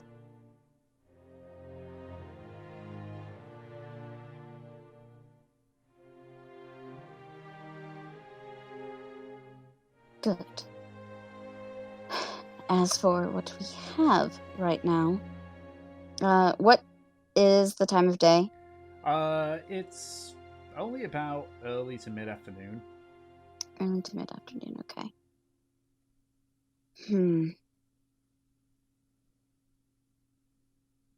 I would say we put this whole political business to rest for the rest of the day. We've already, I believe, pushed as far as we can push without getting ourselves in trouble.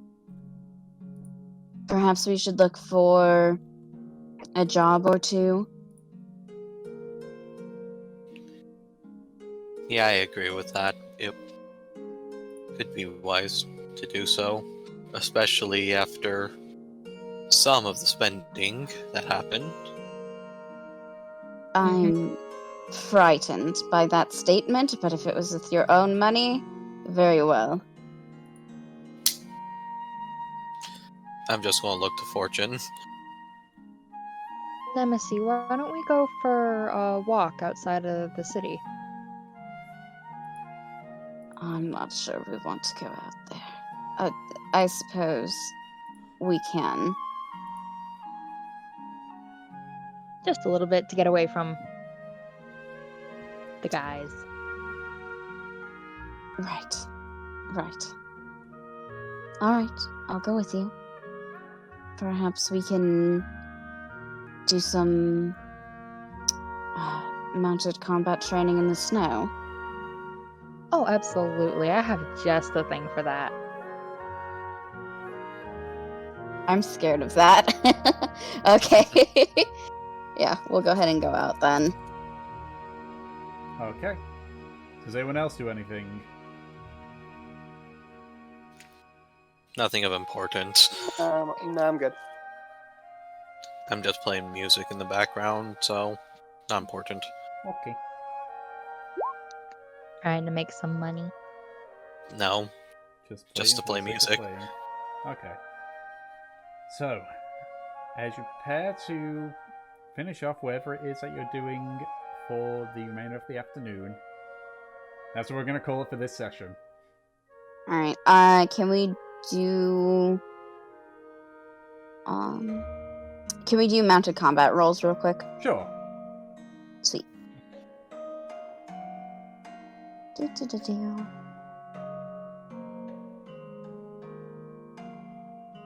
I want to see one time So where you that guys do the is- mounted combatant rolls and you just keep rolling like ones. Oh man.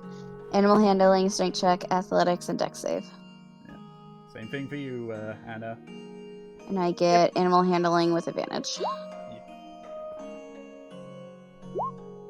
Handling. Do. Athletics.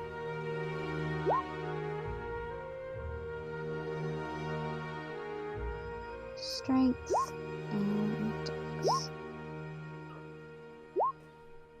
Man, that animal handling is fucking atrocious. What's wrong, Hanel? You don't like the snow? What is with the strength check here, Fortune?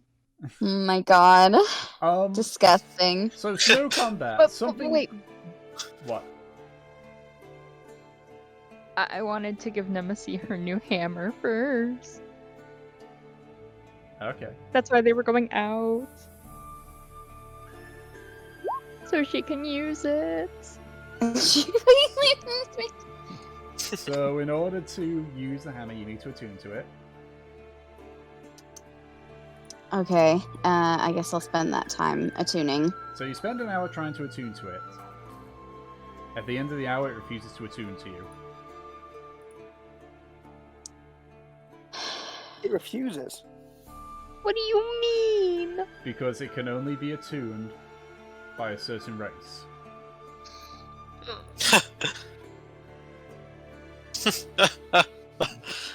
Oh my god.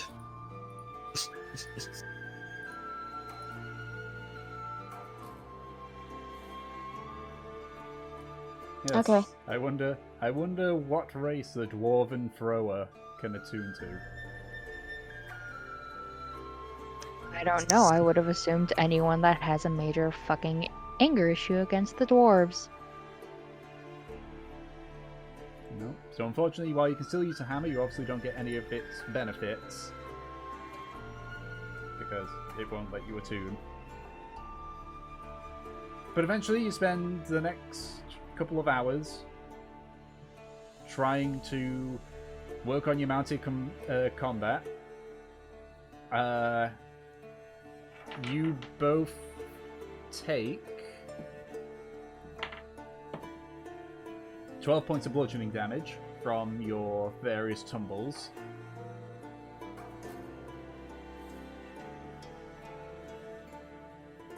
And as I say, that's where we'll end the session. Because obviously it's like 7 minutes to the end of a normal session. I know Peach has got her Finders game in like a few hours.